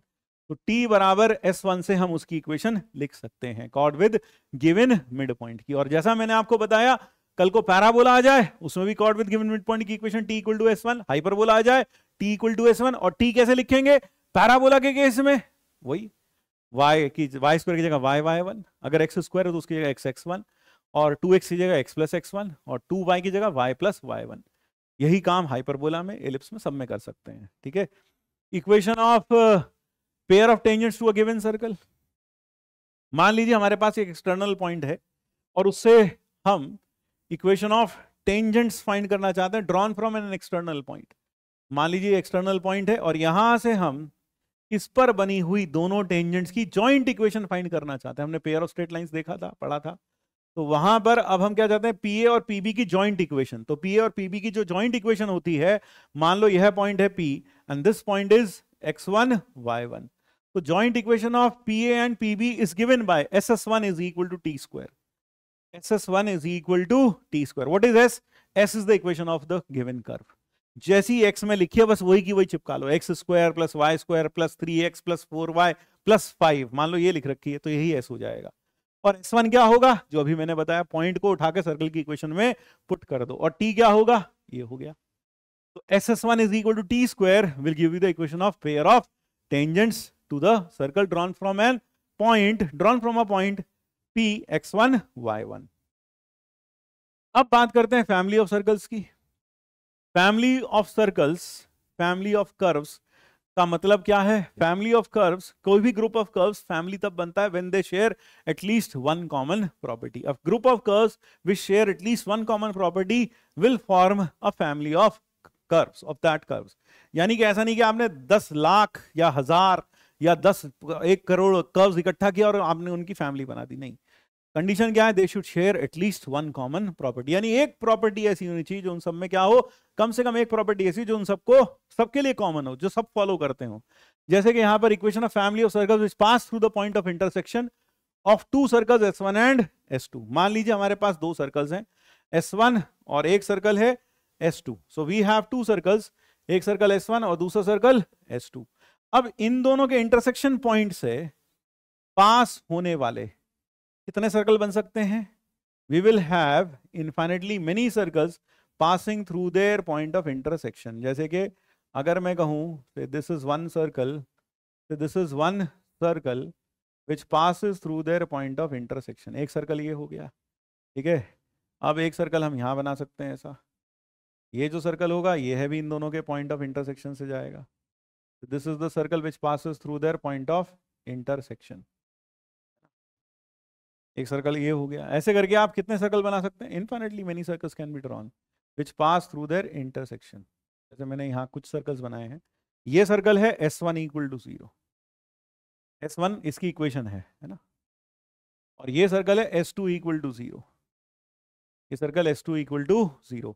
तो जितने भी सर्कल्स हैं जो इन दोनों के इंटरसेक्शन पॉइंट से जाएंगे, तो इंटरसेक्शन पॉइंट्स यानी A और B से जाने वाले जितने भी सर्कल्स होंगे उनकी इक्वेशन होगी S1 plus lambda S2 equal to 0. S1 plus lambda S2 equal to 0. यहां लैम्डा है पैरामीटर एंड लैम्डा -1 नहीं होगा. Lambda will not be equal to -1, क्योंकि अगर लैम्डा -1 हो गया तो उस केस में एक्स स्क्वायर ये है जो बच जाएगा, ये है जो बच जाएगा, एक्स स्क्वायर और वाई स्क्वायर तो एलिमिनेट हो जाएंगे. This will become a straight line. तो उस केस में आपको सर्कल नहीं मिलने वाला बल्कि एक लाइन मिलेगी जो कि अभी हम देखेंगे वो क्या बन जाती है, रेडिकल एक्सिस बन जाती है. तो इसलिए सर्कल की पूरी फैमिली लिखने के लिए, यानी वो सारे सर्कल्स लिखने के लिए जो इन दोनों पॉइंट से पास होते हैं, वो फैमिली ऑफ सर्कल्स होती है S1 प्लस लैम्डा S2. यहां एक चीज याद रखने वाली है, lambda S1 plus lambda S2, ये जो लैम्डा है ये हर फैमिली मेंबर के लिए यूनिक होगा. यानी कि मान लीजिए ये सर्कल है, इस सर्कल की बात कर रहे हैं तो इसके लिए लैम्डा कुछ 1 होगा मान लो, या 2 होगा. अगर मान लो यह सर्कल है तो इसके लिए लैम्डा फिर कुछ और होगा. ऐसा नहीं हो सकता कि एक वैल्यू ऑफ लैम्डा पर एक ही फैमिली मेंबर मिलेगा और हर फैमिली मेंबर की कोई ना कोई यूनिक वैल्यू ऑफ लैम्डा होगी. So every member of the family corresponds to one unique value of lambda. तो हर फैमिली मेंबर की, हर फैमिली का मतलब आप समझ गए, इस पूरी की पूरी फैमिली ऑफ सर्कल्स में जो S1 और S2 के इंटरसेक्शन पॉइंट से गुजरती हैं, इस पूरी फैमिली में इनफाइनेटली मेनी मेंबर्स होंगे और हर मेंबर का एक यूनिक वैल्यू ऑफ लैम्डा होगा विच will be different from the others. यानी कि अगर मैं कहूं तो ये जो lambda it acts like Aadhaar number of each member. तो जैसे हर मेंबर का आधार नंबर अलग अलग होता है, इसी तरीके से हर मेंबर का यहां जो पैरामीट्रिक वैल्यू है ये लैम्डा, वह भी अलग अलग होगा. So every value of lambda corresponds to only one member of the family. वैसे family of circles JEE Mains के सिलेबस में नहीं है, लेकिन ये जेईई एडवांस के सिलेबस में है. ठीक है. फिर family of circles passes through the point of intersection of the line S equal to 0 and L equal to 0. मान लो यह लाइन है L बराबर 0 और ये सर्कल है S बराबर 0. इन दोनों के इंटरसेक्शन से यानी पॉइंट A और पॉइंट B से पास होने वाले जितने भी सर्कल्स हैं उनकी इक्वेशन की बात करें, कितने सर्कल्स पास होंगे? तो एक चीज याद रखिए, दो गिवन पॉइंट से कितने सर्कल्स पास हो सकते हैं? There can be infinitely many circles which pass through two given points. दो गिवन पॉइंट से पास हो सकते हैं infinitely many circles. You can draw infinitely many circles which pass through intersection which pass through two given points. जो दो point से पास होते हैं ऐसे इनफाइनाइटली मेनी सर्कल्स हो सकते हैं, लेकिन 3 पॉइंट से पास होता हुआ, नॉन कोलिनियर पॉइंट से पास होता हुआ दुनिया में सिर्फ एक ही सर्कल होता है। तो through two given points we can have infinitely many circles, लेकिन through 3 given non collinear points you can always have a unique circle। तो यहां पर इस केस में बहुत सारे सर्कल्स मिलेंगे। यह भी एक पूरी की पूरी फैमिली हो गई। और इनमें कॉमन प्रॉपर्टी क्या, जो मैंने आपको बताई, कॉमन प्रॉपर्टी है कि वो सब ए और बी से पास करते हैं। यहां पर भी जितने भी सर्कल्स बनेंगे उनमें भी कॉमन प्रॉपर्टी होगी। वो क्या, कि वो इन दोनों के इंटरसेक्शन से पास करते हैं। They pass through the intersection of the two circles S1 and S2। इस केस में भी यहां कॉमन प्रॉपर्टी, ये ए और बी से पास करें। उनकी इक्वेशन क्या होती है, S plus lambda times L is equal to 0। यहां फिर से लैम्डा क्या हो गया, एक पैरामीटर हो गया। और फिर से वही कहने की जरूरत नहीं है, इस फैमिली में बहुत सारे सर्कल्स होंगे, इनफाइनाइटली मेनी, लेकिन every unique value, every circle will have a unique value of lambda and every value of lambda will correspond to some circle of the family. तो यू शुड रिमेंबर दिस। फिर next है equation of family of curves which passes through two given points. अब दो given point से पास होता हुआ circle चाहिए कि पूरी फैमिली चाहिए। So if I need the equation of family of circles which pass through two given points, ये पॉइंट है A, this is x1 y1, और यह पॉइंट है b which is x2 y2, and we need the equation of circles which pass through the points a and b। तो आप जानते हैं कि ऐसे कितने पॉइंट्स होंगे, ऐसे इनफाइनाइटली मेनी, ऐसे कितने सर्कल्स होंगे, ऐसे इनफाइनाइटली मेनी सर्कल्स होंगे। तो इस फैमिली की इक्वेशन हम कैसे लिखते हैं, हम यहां पर ए बी लाइन, ए और बी से पास होती हुई लाइन की इक्वेशन लिख लेते हैं। मान लीजिए ये लाइन है एल ए बी, ये लाइन क्या है, एल ए बी। तो this line is L A B, और फिर हम ए बी को डायमीटर लेकर एक सर्कल लिख लेते हैं। We write down a circle with A B as diameter, है ना। ये क्या हो गया, सी ए बी या S A B. It is the equation of circle which has diametric ends as A and B, और यह लाइन है L A B which passes through A and B. तो इस सर्कल की equation क्या होगी sir, इस सर्कल की इक्वेशन होगी x minus x1 into x minus x2, फिर plus y minus y1 into y minus y2 is equal to 0। और लाइन ए बी की इक्वेशन क्या होगी, लाइन ए बी की इक्वेशन होगी y minus y1 is equal to y2 minus y1 upon x2 minus x1 into x minus x1. That will be the equation of the line AB. And the equation of all the circles which pass through the intersection, which pass through A and B, जो A और B से पास कर रहे हैं, वो सारे circles, वो तमाम सर्कल्स, उन सब की इक्वेशन मैं लिख सकता हूं by using the family which we talked just a few minutes ago। कौन सी फैमिली की बात कर रहा हूं, इसकी, S plus lambda L, क्योंकि this is the family of all the circles which pass through the point of intersection of this line and this circle। तो इस सर्कल और इस लाइन के पॉइंट ऑफ इंटरसेक्शन से गुजरने वाले सारे सर्कल्स की इक्वेशन होती है S plus lambda L equal to 0। तो देखा जाए तो एस ए बी और L के पॉइंट ऑफ इंटरसेक्शन से तो पास हो रहे हैं सारे सर्कल जो A और B से पास हो रहे हैं, क्योंकि A और B ही उनका पॉइंट ऑफ इंटरसेक्शन बन गया। तो उसकी इक्वेशन आ जाएगी S A B plus lambda A B L A B is equal to 0। तो ये सारे सर्कल्स की इक्वेशन आ जाएगी, पूरे सर्कल की फैमिली की इक्वेशन आ जाएगी। फिर आता है equation of family of circles which touch a given line at the point x1 y1। मान लीजिए मेरे पास एक लाइन है और हमें उन सारे सर्कल्स की इक्वेशन चाहिए जो इस लाइन को टच करते हो x1 y1 पर, which touch this line at x1 y1।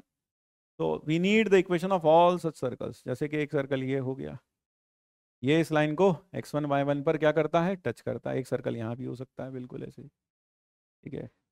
तो ऐसे कितने सर्कल्स होंगे, we will have infinitely many circles, such circles। जैसे अब एक सर्कल ये बना दिया, ये सर्कल हो गया, फिर यही सर्कल यहाँ भी बन सकता है। तो ऐसे करके कितने सर्कल्स आएंगे? Infinitely many circles. और ये लाइन है एल, ठीक है। इसकी एल का मतलब है, इसकी इक्वेशन है हमारे पास। इक्वेशन क्या है सर? एल है A X plus B Y plus C. ये जो एक्सप्रेशन है, this is L and this equal to 0 will be the equation of line. और ये x1 y1 पर जितने भी सर्कल्स हैं उसको टच करने वाली इक्वेशन, पूरी फैमिली की जो इक्वेशन होगी वो होगी, पॉइंट सर्कल लिख लो, x माइनस x1 का square plus y minus y1 का स्क्वायर इक्वल टू 0। तो हमने क्या लिखा? एक पॉइंट सर्कल लिखा, एक पॉइंट सर्कल। आपको याद होगा मैंने आपको शुरुआत में बताया था पॉइंट सर्कल क्या होता है? A circle of zero radius, x minus x1 का square plus y minus y1 का स्क्वायर इज इक्वल टू 0। ये सर्कल लिख लिया और लाइन हमारे पास है। तो इस पूरे फैमिली की जो इक्वेशन होगी वो होगी ये point circle plus lambda times L is equal to 0। That will give you the equation of the entire family of circles which pass through which touch this line at x1 y1। क्योंकि ऐसे कितने circles बन सकते हैं जो इस line को x1 y1 पर टच करेंगे? We can have infinitely many such circles which touch this line at x1 y1 and that is the equation। इन सब के ऊपर क्लास में बहुत सारे प्रॉब्लम्स हमने किए हैं। आप चाहें तो क्लास इलस्ट्रेशंस को, PYQs को थोड़ा प्रैक्टिस कर लें इस लेक्चर को देखने के बाद, तो पूरा का पूरा चैप्टर आपके दिमाग में और अच्छे से सेट हो जाएगा। और रिवीजन तो हो ही रहा है सारा का सारा। जिन्होंने सर्कल्स पढ़ रखा है एक बार अच्छे से, सारे के सारा होमवर्क कर रखा है क्लास में जो टीचर्स देते हैं, या फिर जिन्होंने मॉड्यूल ट्राई कर रखे हैं, या फिर जहां से भी असाइनमेंट्स ट्राई कर रखे हैं, उनके लिए यह है एक बहुत अच्छा माइंड मैप है जहां पर सर्कल्स की पूरी थ्योरी आपके सामने रखी जा रही है, ठीक है। Next is radical axis. Now what do we mean by radical axis? Radical axis of two circles, यानी कि दो सर्कल्स की रेडिकल एक्सिस की अगर हम बात करते हैं तो radical axis of two circles S1 and S2 is the locus of the point whose which moves such that its power with respect to two given circles are equal। यानी दो given circles के respect में उसकी power क्या हो? Equal हो। अब power क्या होती है? पावर क्या होती है? Two circles are equal. Power, what is power? Power is basically if you take a point P and draw a secant or a chord passing, ये आपने एक पॉइंट P लिया और यहां से ये B, आपने P से ड्रॉ कर एक लाइन ड्रॉ की जो कि सर्कल को A और B पर कट करे, तो यह जो PA है इस पॉइंट से लेकर पहले पॉइंट ऑफ इंटरसेक्शन का डिस्टेंस इनटू PB है, यह जो डिस्टेंस है यह पावर ऑफ P कहलाता है। Power of P with respect to circle, so what is power? So power of a point P is nothing but the length of the product of the length of the intercepted portion between the point of intersection of the line through P from P। कहने का मतलब फिर से बोल देता हूं कि अगर आपने P एक पॉइंट लिया, वहां से आपने एक लाइन बनाई जो सर्कल को A पर और B पर कट करती है, तो उनके पॉइंट्स ऑफ इंटरसेक्शन की दूरी कहां से ले लें? P से ले लें, और इन दोनों को मल्टीप्लाई कर दें तो जो आता है वो पावर ऑफ पॉइंट P कहलाता है। क्या P का एक्सटर्नल होना ही जरूरी है? नहीं, P अंदर भी हो सकता है, P कहीं भी हो सकता है, बाउंड्री पर भी हो सकता है। जैसे मान लो P यहां हो जाए, तो P से आपने लाइन बनाई तो ये A और ये B, तो PA इंटू PB ये क्या बन जाएगा? यह बन जाएगा P into PB will be nothing but this will be the power of point। तो अगर P के कोऑर्डिनेट्स हैं, if P is power of P with respect to circle, power of P x1 y1, मान लो P के coordinates क्या हैं? x1 y1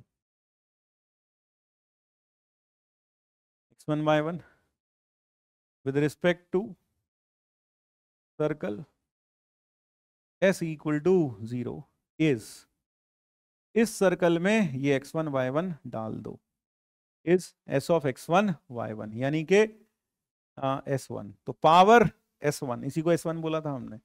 तो power क्या होती है? पावर किसी पॉइंट की होती है यह डिस्टेंसेस का प्रोडक्ट, और ये किसके बराबर होता है? उस पॉइंट को उठाकर सर्कल की इक्वेशन में पुट कर दीजिए, जो भी आंसर आएगा वो P की पावर कहलाएगा। किसके रिस्पेक्ट में? इस सर्कल के रिस्पेक्ट में। और अभी अभी हमने लेंथ ऑफ टेंजेंट की बात की। लेंथ ऑफ टेंजेंट में भी क्या करते हैं? वो पॉइंट उठा के सर्कल की इक्वेशन में डाल देते हैं, है ना। सर्कल की इक्वेशन में डाल देते हैं और जो भी एक्सप्रेशन आता है फिर उसका क्या लगा देते हैं, उसका लगा देते हैं रूट। रूट यानी कि if the point P lies outside the circle then length of tangent is nothing but the root of the power of the point.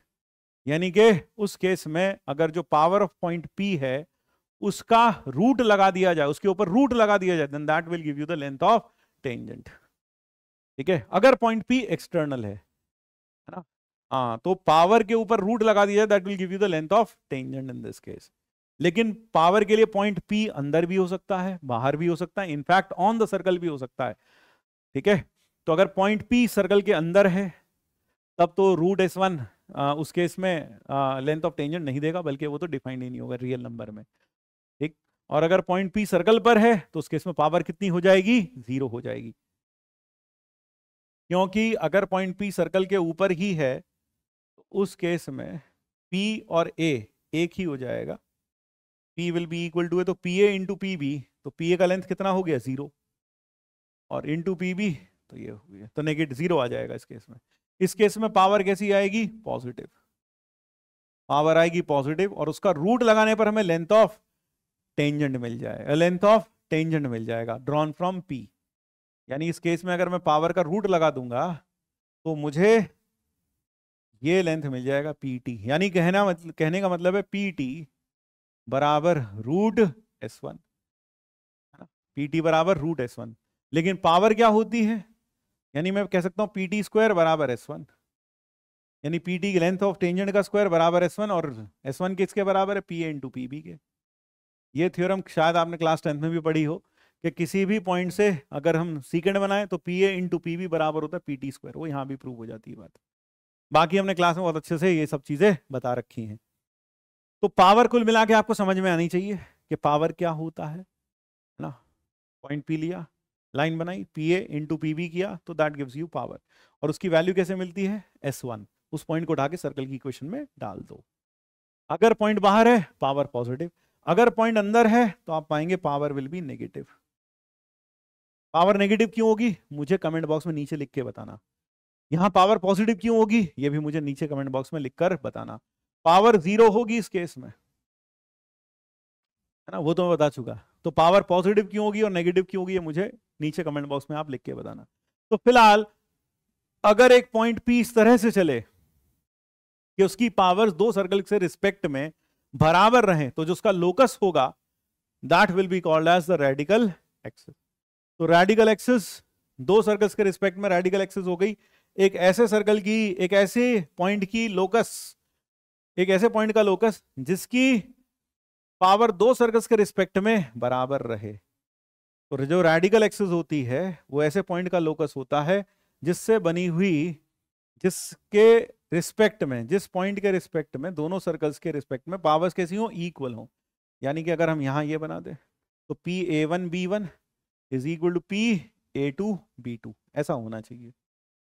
हाँ, यानी कि पावर्स बराबर होनी चाहिए। अगर ये A1 है, ये B1 है, और ये A2 है, ये B2 है, तो PA1 into PB1 is equal to PA2 into PB2 होना चाहिए। तो ऐसा पॉइंट जो इस तरह से चले, जो इस रिलेशन को सेटिस्फाई करता हो, तो वह जो पॉइंट होगा, उस पॉइंट का जो लोकस होगा वही रेडिकल एक्सिस कहलाएगी। और रेडिकल एक्सिस की इक्वेशन होती है दोनों सर्कल्स की इक्वेशन को माइनस कर दो। तो अभी अभी मैंने आपको बताया था फैमिली ऑफ सर्कल्स में S1 plus lambda S2 was the equation of family of circles passing through the intersection of these two points. लेकिन अगर हम लैम्डा को -1 रख दें तो उस केस में S1 माइनस S2 आ जाएगा, जो कि एक स्ट्रेट लाइन होगा क्योंकि एक्स स्क्वायर और वाई स्क्वायर कट जाएंगे, और जो लाइन हमारे पास आएगी वो क्या हो जाएगी, रेडिकल एक्सिस हो जाएगी। तो रेडिकल एक्सिस की इक्वेशन कैसे मिलती है, S1 minus S2 is equal to 0। That is the radical axis. So that is how you get the radical axis.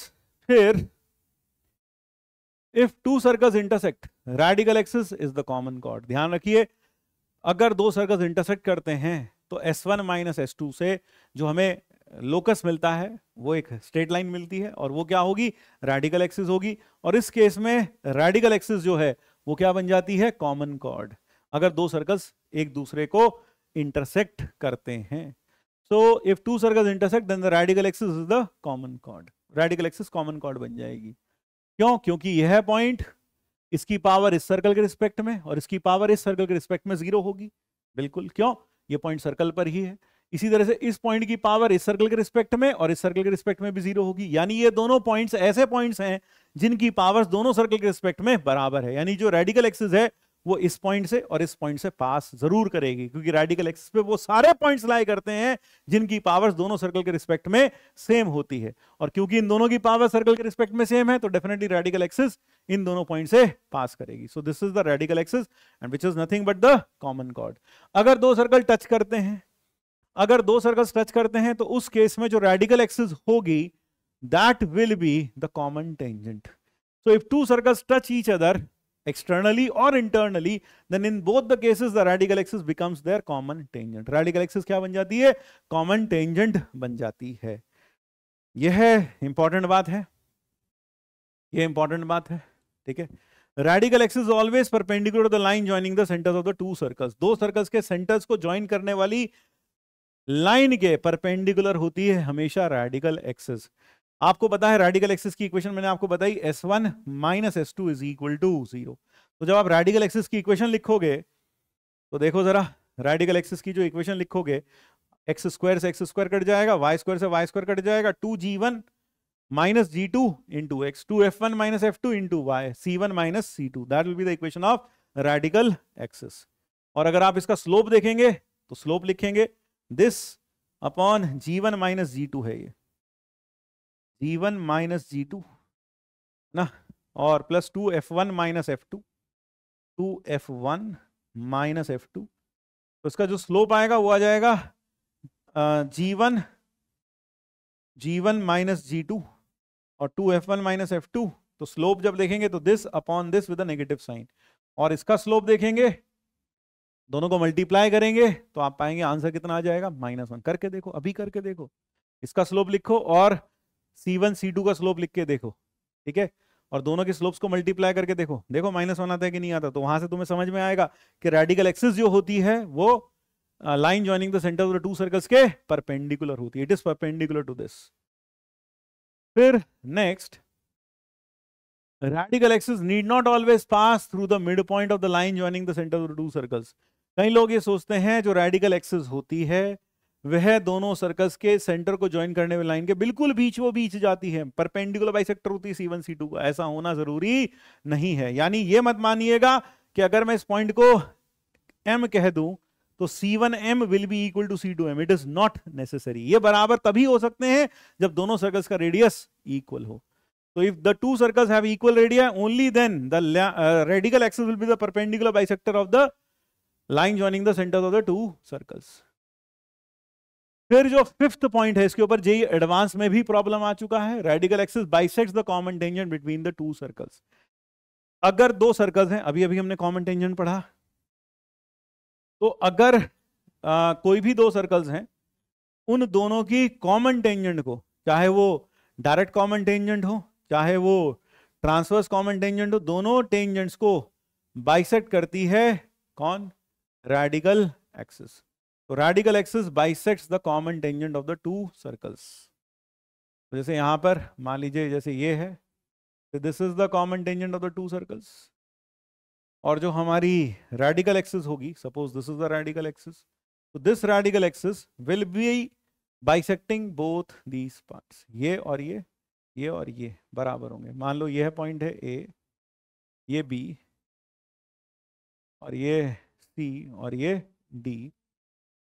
तो ये वाला जो लेंथ है, मान लो ये है x और ये z, तो CZ will be ZD equal to ZD, AX will be equal to XB, है ना। तो ये डायरेक्ट कॉमन टेंजेंट या ट्रांसवर्स कॉमन टेंजेंट दोनों को बाइसेक्ट करती है, कोई सी भी टेंजेंट पेयर हो। Pair of circles which do not have radical axis are concentric. अगर दो सर्कल्स का सेंटर सेम है तो उनकी रेडिकल एक्सिस एग्जिस्ट ही नहीं करेगी, क्योंकि जब हम दोनों को माइनस करेंगे तो सब कट जाएगा, C1 minus C2 equal to 0, जो कि संभव ही नहीं है, यानी उनकी रेडिकल एक्सिस पॉसिबल ही नहीं होगी।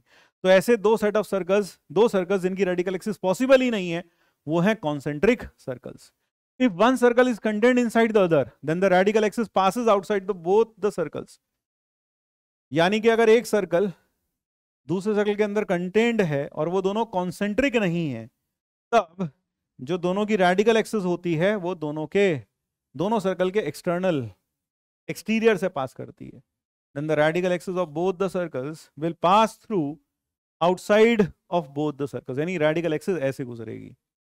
अगर कॉन्सेंट्रिक होगा फिर तो रेडिकल एक्सिस होगी ही नहीं, लेकिन अगर यह एक सर्कल दूसरे सर्कल के अंदर कंटेन्ड है तो रेडिकल एक्सिस दोनों सर्कल्स के बाहर से गुजर जाएगी। ऐसा कभी नहीं हो सकता कि रेडिकल एक्सिस क्या करे, कट करके चली जाए। रेडिकल एक्सिस की एक बहुत इंपॉर्टेंट प्रॉपर्टी भी यहां हमें काम में आ सकती है कि अगर मुझे कभी शो करना हो कि दो सर्कल्स एक दूसरे को टच करते हैं, तो टच करते हैं, दे में टच एक्सटर्नली और इंटरनली। एक्सटर्नल टच के लिए C1 C2 is equal to R1 plus R2, और इंटरनल टच के लिए C1 C2 is equal to mod of R1 minus R2, है ना। ये कंडीशंस थी फॉर एक्सटर्नल टच और internal touch. But if I am only interested के दो सर्कल्स टच करते हैं, मुझे नहीं पता वो एक्सटर्नली टच करेंगे internally, but I am only concerned they should touch. तो अगर दो सर्कल्स टच करते हैं तो यहां पर हम इस पॉइंट का यूज कर सकते हैं। किस पॉइंट का यूज कर सकते हैं? इस पॉइंट का। अगर हम दिखा दें कि दो सर्कल्स की रेडिकल एक्सिस किसी एक सर्कल को टच करती है, तो डेफिनेटली दूसरे सर्कल को भी टच करेगी। It will also touch the other circle, hence the two circles will touch each other. So if you want to show that two circles touch each other, then in that case you should show, and you're not interested whether it touch internally or externally, then you should show that the radical axis touches any one of them. यानी अगर आपको दिखाना है दो circles touch करते हैं और आप इस बात में बिल्कुल भी दिलचस्पी नहीं रखते इंटरनल टच करें कि एक्सटर्नल, बस हम इसमें देखना चाहते हैं कि ये टच करते हैं या नहीं करते, तो आप क्या करें, उसके इसमें रेडिकल एक्सिस निकालें और देखें रेडिकल एक्सिस दोनों में से किसी एक सर्कल को अगर टच कर रही है तो डेफिनेटली दोनों सर्कल्स भी एक दूसरे को उसी पॉइंट पर टच करेंगे जहां रेडिकल एक्सिस एक सर्कल को टच कर रही थी। ठीक है, तो ये हो गया। अब आगे बढ़ते हैं, यानी कि अब बात करते हैं रेडिकल सेंटर की। तो रेडिकल सेंटर क्या होता है? मान लीजिए हमारे पास तीन सर्कल्स हैं और तीनों के सेंटर्स कैसे हैं? Non collinear. Suppose we have three circles centres of which are non collinear. तो इन तीनों की रेडिकल एक्सिस पेयर वाइज, यानी कि S1 S2 की रेडिकल एक्सिस जैसे ये हो गई, मान लो ये रेडिकल एक्सिस है R1 2। इसी तरह से ये फर्स्ट सर्कल और थर्ड सर्कल की मान लीजिए ये है R3 1, और इन दोनों सर्कल्स की रेडिकल एक्सिस ये है R2 3। ये तीनों रेडिकल एक्सिस कॉन्करेंट होती हैं। तो अगर आपके पास तीन सर्कल्स हैं जिनके सेंटर्स नॉन कोलिनियर हैं, एक लाइन में नहीं है, तब यह देखा जाता है कि, बल्कि इसको प्रूव भी करते हैं क्लास में, कि यहां पर इन तीनों सर्कल्स की पेयर वाइज अगर हम ले लें, क्या ले लें? रेडिकल एक्सिस ले लें, वो तीनों की तीनों रेडिकल एक्सिस एक ही पॉइंट से होकर गुजरती हैं, जिस पॉइंट को हम क्या बोलते हैं? रेडिकल सेंटर बोलते हैं। So the common point of intersection of the radical axis of three circles taken two at a time is called radical centre of the three circles. तो इस पॉइंट को क्या बोला जाता है? रेडिकल सेंटर बोला जाता है। तो ये चीज याद रखिएगा कि रेडिकल सेंटर क्या है? तीन सर्कल्स हैं जिनके सेंटर्स कोलिनियर नहीं है। क्योंकि अगर सेंटर्स कोलिनियर हो गए तो आप एक चीज समझ सकते हैं, अगर सेंटर्स कोलिनियर हो गए, if the centres lie on a straight line, तो इस केस में जो रेडिकल एक्सिस आ जाएगी, क्योंकि वो सेंटर को ज्वाइन करने वाली लाइन की हमेशा परपेंडिकुलर होती है, तो जो भी रेडिकल एक्सिस आएंगी वो आपस में पैरेलल आएंगी, तो वो कभी भी एक दूसरे को इंटरसेक्ट नहीं करेंगी। तो उस केस में रेडिकल सेंटर एग्जिस्ट नहीं करेगा। तो ये तभी एग्जिस्ट करेगा जब तीनों के सेंटर्स कैसे हो? नॉन कोलिनियर हो, तब हमें रेडिकल सेंटर मिलेगा। अगर मैं किसी ट्राइंगल के तीनों की तीनों साइड्स को डायमीटर लेकर सर्कल्स बना लूं, तीनों के तीनों साइड्स को डायमीटर लेकर सर्कल्स बना लूं, तो कितने सर्कल्स बनेंगे? तीन सर्कल्स बनेंगे।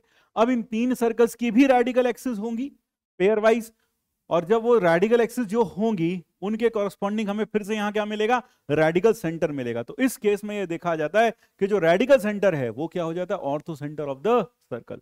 Radical centre becomes the ortho centre of the circle, क्योंकि जो तीसरा सर्कल बनेगा, जरा ध्यान से देखिएगा, जो तीसरा सर्कल बनेगा डायमीटर लेके साइड्स को, वो शायद ये कुछ ऐसा बन जाएगा। सो this is the third circle, ये तीसरा सर्कल बन जाएगा जो डायमीटर लेकर हम बना रहे हैं। So this is the third circle which is drawn on the sides as diameter. तो 3 सर्कल आपको दिखाई दे रहे होंगे। एक सर्कल ये हो गया जो इसको डायामीटर लेके बना है, एक सर्कल ये हो गया जो इसको डायामीटर लेके बना है, और एक सर्कल यह हो गया जो बीसी को डायामीटर लेकर बना है। तो तीनों सर्कल्स बन गए। अब तीनों सर्कल्स के सेंटर्स ऑब्वियस सी बात है कहां लाई करता है, इसका सेंटर तो ए बी पे लाई करेगा, इस वाले का ए बी को जो डायामीटर, इसका सेंटर ए सी पे लाई करेगा और इसका सेंटर बी सी पे लाई करेगा। तो ये बात बिल्कुल निश्चित है कि तीनों के सेंटर्स कैसे होंगे, नॉन कोलिनियर होंगे। तो डेफिनेटली इन तीनों के कॉरस्पॉन्डिंग भी रेडिकल सेंटर आएगा। तो यहां जो रेडिकल सेंटर आता है वह होता है orthocentre of the triangle. So in this case if we draw 3 circles taking the sides of the triangle as diameters, then the radical center of the 3 circles is nothing but the ortho center of the triangle. मेरे ख्याल से ये बात आपको समझ में आनी चाहिए, क्योंकि ये दोनों सर्कल्स यहां इंटरसेक्ट कर रहे हैं। ठीक है, कहां इंटरसेक्ट कर रहे हैं? Both of them are intersecting here. कौन से? ये जो AC को डायमीटर लेकर किया, अगर मैं कहूं ये है SAB और यह है SAC, तो SAB और SAC are intersecting at D, और इनका पॉइंट ऑफ इंटरसेक्शन ये रहा A।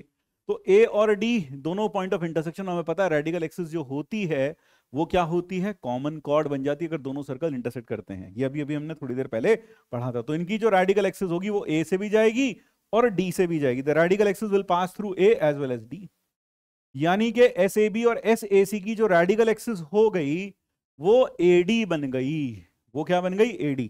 अब जरा गौर से देखिए, SAB का यह तो हो गया डायामीटर, कौन? AB, और ये पॉइंट है D उसके सरकमफ्रेंस पर।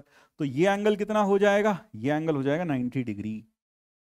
यानी कि जो इन दोनों की रेडिकल एक्सिस है वो BC के परपेंडिकुलर है। तो इसका मतलब यह जो रेडिकल एक्सिस है ये किसके अलोंग हो गई? ऑल्टीट्यूड के अलोंग हो गई। ऑल्टीट्यूड का मतलब इस वर्टेक्स से सामने वाली साइड पर जो परपेंडिकुलर आता है उसी को ऑल्टीट्यूड कहते हैं। तो इस पॉइंट से जो सामने वाली साइड पर परपेंडिकुलर आ रहा है उसी के अलोंग रेडिकल एक्सिस। तो radical axis is along altitude of the circle, altitude of the triangle. तो ये ऑल्टीट्यूड ऑफ ट्राइंगल के अलोंग हो गई। तो यानी इन दोनों की रेडिकल एक्सिस AD ऑल्टीट्यूड बन गई। इसी तरह से इन दोनों की रेडिकल एक्सिस किसकी? रेडिकल एक्सिस किसकी? Radical axis of SAB and SBC will be nothing but the altitude AE। और इसी तरीके से the radical axis of SAC and SAC और साथ में SBC की जो रेडिकल एक्सिस होगी वो बन जाएगी कौन सी साइड? वो क्या बन जाएगी? वो बन जाएगी CF। और ये तीनों की तीनों कहां होंगी? ट्राइंगल के ऑल्टीट्यूड्स के अलोंग होंगी।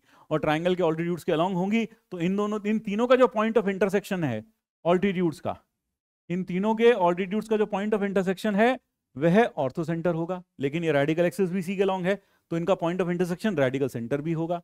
तो कहने का मतलब है रेडिकल सेंटर ही क्या बन जाएगा? ऑर्थो सेंटर बन जाएगा। तो रेडिकल एक्सिस का जो पॉइंट ऑफ इंटरसेक्शन है तीनों का वो यह पॉइंट है, लेकिन देखा जाए तो यह ऑल्टीट्यूड्स का भी पॉइंट ऑफ इंटरसेक्शन है, तो इसलिए यही ऑर्थो सेंटर रेडिकल सेंटर बन जाएगा। तो कुल मिलाकर यहां हमें यह देखने को मिला कि ट्राइंगल की अगर मैं तीनों की तीनों साइड्स को डायमीटर लेकर सर्कल बना लूं तो वह तीनों सर्कल्स के सेंटर नॉन कोलिनियर होते हैं। इसीलिए उन तीनों की पेयर वाइज जो रेडिकल एक्सिस होगी वो सब एक ही पॉइंट से मिलकर जाएंगी, जो भी हमने पढ़ा। और यहां पर वह जो पॉइंट होता है वो पॉइंट इस ट्राइंगल का ऑर्थो सेंटर होता है। एक छोटा सा मतलब एक ऑब्जेक्टिव के लिए कहीं ना कहीं यूज हो सकता है। अब बात करते हैं angle of intersection of 2 circles.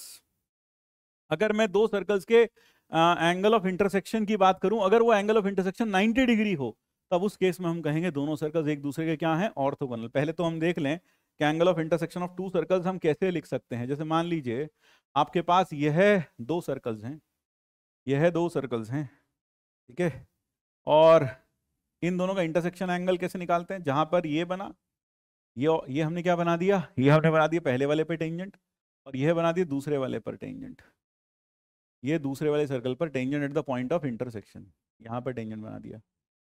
So we have drawn a tangent at this point. Suppose this angle is theta. So this angle theta is called as the angle of intersection of the 2 circles. तो 2 circles जहां intersect करते हैं उस point पर दोनों पर बनी हुई टेंजेंट्स के बीच का जो एंगल होता है उसी को हम क्या कहते हैं? उसी को हम कहते हैं angle of intersection of the 2 circles. अगर यह एंगल कितना हो जाए? 90 डिग्री हो जाए। यानी कहने का मतलब है eight the point of intersection ये जो टेंजेंट पहले सर्कल पर बनी और जो दूसरे सर्कल पर बनी वह दोनों टेंजेंट्स एक दूसरे के परपेंडिकुलर हो जाएं। तब उस केस में हम कहते हैं दोनों सर्कल्स कैसे होंगे, ऑर्थोगोनल होंगे। तो 90 डिग्री हो जाना चाहिए। तो यहां पर इसीलिए लिखा the angle of intersection of two circles is a right angle, then the circles are said to be orthogonal. अब जरा सोच के देखिए, अगर यह दोनों एक दूसरे के परपेंडिकुलर हो जाएं तो उस केस में यह है, अगर इसके परपेंडिकुलर हो जाए, suppose this is the tangent और ये इसके परपेंडिकुलर हो गई, तो ऑब्वियस सी बात है ये जो टेंजेंट है ना, दोनों की टेंजेंट एक दूसरे के परपेंडिकुलर हैं। The tangents to the two circles are perpendicular to each other at the point of intersection. Suppose these are perpendicular to each other.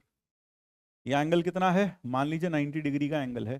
तो यह जाहिर सी बात है कि यह इसके सेंटर से होकर जाएगी। This will pass through the centre of the first circle and this will pass through the centre of the second circle. ये दोनों एक दूसरे के सेंटर से होकर जाएंगी। क्यों होकर जाएंगी, नीचे कमेंट बॉक्स में बताना, नीचे कमेंट बॉक्स में बताना। ये एंगल कितना है, 90 degree. Both of them will pass through the centres of the other circle. यानी इस पर बनी हुई टेंजेंट इसके सेंटर से पास होगी, इस पर बनी हुई टेंजेंट इसके सेंटर से पास हो जाएगी। इसका रेडियस मान लो r1 है, इसका रेडियस r2 है और ये डिस्टेंस है d। तो कंडीशन क्या हो जाएगी सर, r1 का स्क्वायर प्लस r2 का square is equal to d square, Pythagoras theorem. r1 ये होता है, मान लो पहला सर्कल जो है वो क्या है, x square plus y square plus 2g1 x plus 2f1y और is plus c1 is equal to 0। और दूसरा सर्कल क्या है, x square plus Y square plus 2g2 x plus 2f2y plus c2 is equal to 0। तो अगर ये दोनों सर्कल्स एक दूसरे के ऑर्थोगोनल हैं तो r1 स्क्वायर क्या हो जाएगा sir, g1 square plus f1 square और प्लस माइनस c1 और g2 square plus f2 square minus c2 is equal to d1, distance between the centre क्या होगा इसका, माइनस g1 माइनस f1 और इसका सेंटर होगा माइनस g2 माइनस f2। तो अगर मैं d का स्क्वायर लिखूंगा तो वो आ जाएगा g1 माइनस g2 का होल स्क्वायर, डिस्टेंस फॉर्मूला, और प्लस f1 माइनस f2 का होल स्क्वायर। और जैसे ही मैं इसे ओपन करूंगा तो g1 स्क्वायर कट जाएगा, f1 स्क्वायर कट जाएगा, g2 f2 स्क्वायर कट जाएगा, ये बचेगा minus c1 minus c2 minus 2g1 g2 और माइनस 2 f1 f2। ठीक है, तो यहां से आगे आपके पास 2g1 g2 plus 2f1 f2 is equal to c1 plus c2। तो that is the condition for orthogonality. यानी कि अगर ये कंडीशन सेटिस्फाई होती है तो दोनों सर्कल्स एक दूसरे के ऑर्थोगोनल होंगे। Both the circles will be orthogonal to each other if this condition is satisfied. हमने जो अभी रेडिकल सेंटर पढ़ा उसकी इंपॉर्टेंस क्या है, क्योंकि रेडिकल सेंटर अभी हमने देख लिया, उसका यूज क्या है। उसका यूज देखने से पहले एक छोटी सी बात और बता दूं आपको। मान लीजिए आपके पास दो सर्कल्स हैं, ठीक है, और एक सर्कल और जितने भी सर्कल्स इन दोनों सर्कल्स को ऑर्थोगोनली कट कर रहे होंगे उन सब के सेंटर्स इनकी रेडिकल एक्सिस पर लाई करते हैं। हाँ, क्या बोला गया, ध्यान से देखिएगा क्या कहा गया है। The centers of all the circles which cut the given two circles, which intersect the two given circles orthogonally lie on their radical axis। कहाँ लाई करते हैं, उनकी रेडिकल एक्सिस के पास, उनकी रेडिकल एक्सिस पर लाई करते हैं। यानी ऐसा कोई सर्कल जो इन दोनों को ऑर्थोगोनली कट कर रहा हो, जो इन दोनों को क्या कर रहा हूं, ऑर्थोगोनली कट कर रहा हो, तो वह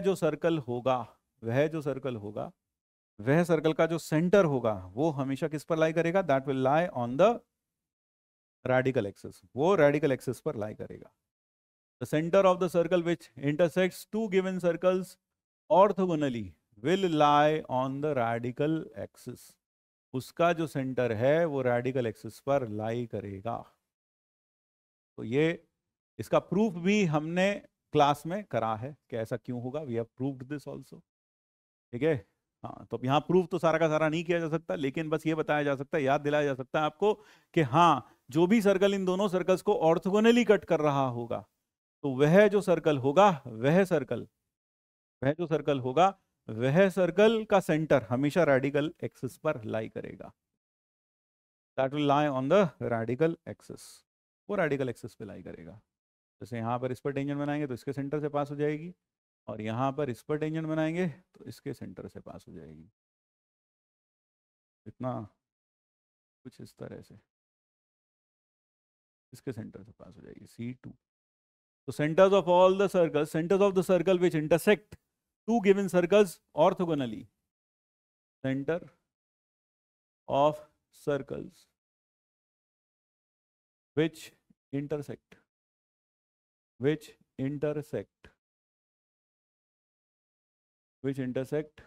two given circles orthogonally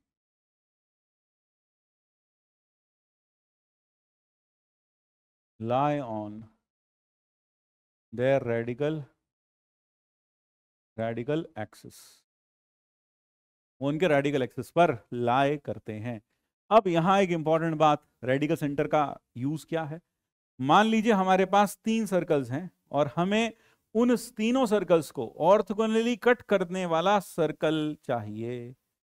3 circles हैं and we need the circle which intersects them orthogonally. तो हम क्या करते हैं, हम तीनों की रेडिकल एक्सिस फाइंड कर लेते हैं। We find the radical axis of the 3 circles, और ये रेडिकल एक्सिस जो हमने फाइंड की है, मान लो ये पॉइंट आ गया रेडिकल सेंटर। तो रेडिकल सेंटर को अगर हम सेंटर ले लें और साथ में उससे किसी भी एक सर्कल पर बनी हुई क्या बना दें, टेंजेंट बना दें। उससे किसी भी सर्कल पर बनी हुई, उस पॉइंट से किसी भी सर्कल पर क्या बना दें, एक टेंजेंट बना दें। We draw a tangent from this point C to any one of the circles, और हम इस लेंथ को जहां पर उसने टच किया इसको उसका रेडियस लेकर एक सर्कल ड्रॉ करें, then this circle will intersect the 3 given circles orthogonally. तो अगर मुझे एक ऐसा सर्कल चाहिए जो तीनों सर्कल्स को ऑर्थोगोनली कट करता हो, तो उसका सेंटर क्या होगा, उसका सेंटर होगा रेडिकल सेंटर। उसका सेंटर क्या होगा, the centre of such a circle will be the radical centre. उसका जो सेंटर होगा वो रेडिकल सेंटर होगा, ठीक है। हाँ, उसका जो सेंटर होगा that will be the radical centre of the circle. यहाँ डायग्राम थोड़ा सा सही से बना देते हैं।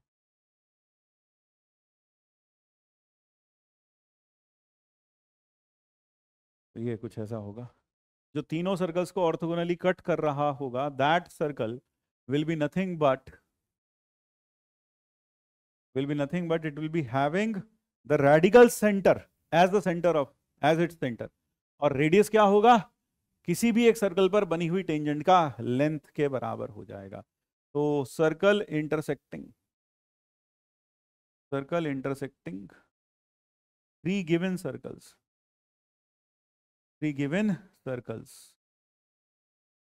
orthogonally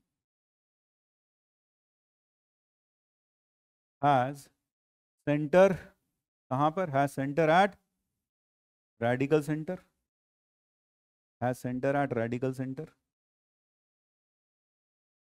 circle intersecting 3 given circles orthogonally has center at radical center and radius equal to length of tangent from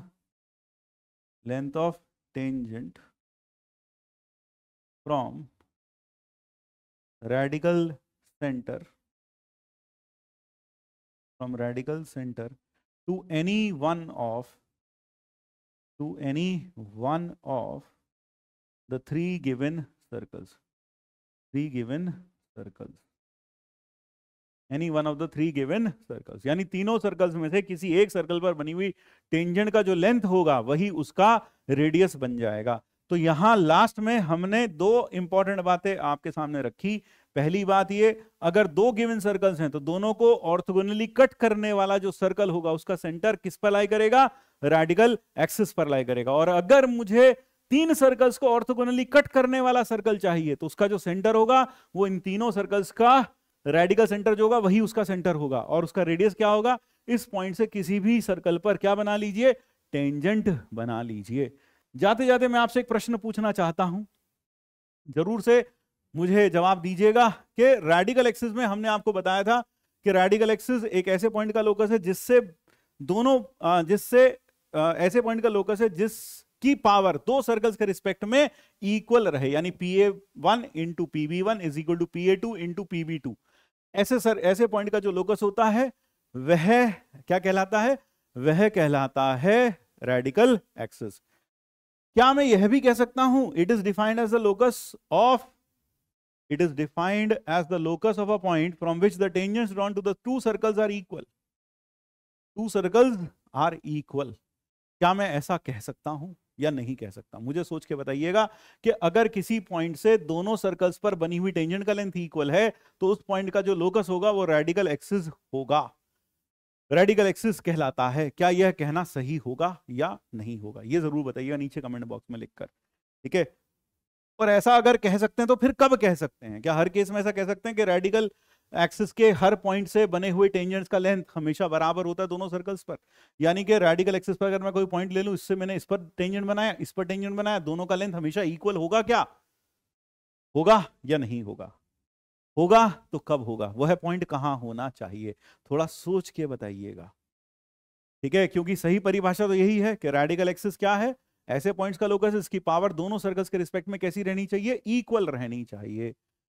लेकिन अगर पावर इक्वल है, मान लो हमने यहां पर इसकी पावर P की पावर इसके रिस्पेक्ट में और इसके रिस्पेक्ट में इक्वल, आपको पता पावर होती है S1, तो जो लेंथ ऑफ टेंजेंट होती है वो रूट S1 होती है। तो रूट S1 इसके लिए और रूट S1 इसके लिए, रूट S1 इस वाले सर्कल के लिए और रूट S1 यानी इस सर्कल की इक्वेशन में पॉइंट को डाल देंगे, रूट S1 इसके लिए। तो अगर S1 बराबर है दोनों के तो रूट S1 भी तो बराबर होंगे, तो लेंथ ऑफ टेंजेंट भी तो बराबर होगी। तो क्या हम रेडिकल एक्सिस को ऐसे डिफाइन नहीं कर सकते? तो यही जवाब मुझे नीचे कमेंट बॉक्स में चाहिए, क्योंकि इससे पता चलेगा कि आपने अपने इस चैप्टर को अपने किस लेवल पर आपने इसको कवर किया है, किस लेवल पर आपने इसको प्रिपेयर किया है, ठीक है। तो बस आज के लिए इतना ही रखेंगे, and that is all from my side as of today. मिलते हैं नेक्स्ट माइंड मैप में, तब तक के लिए जय श्री कृष्ण, राधे राधे।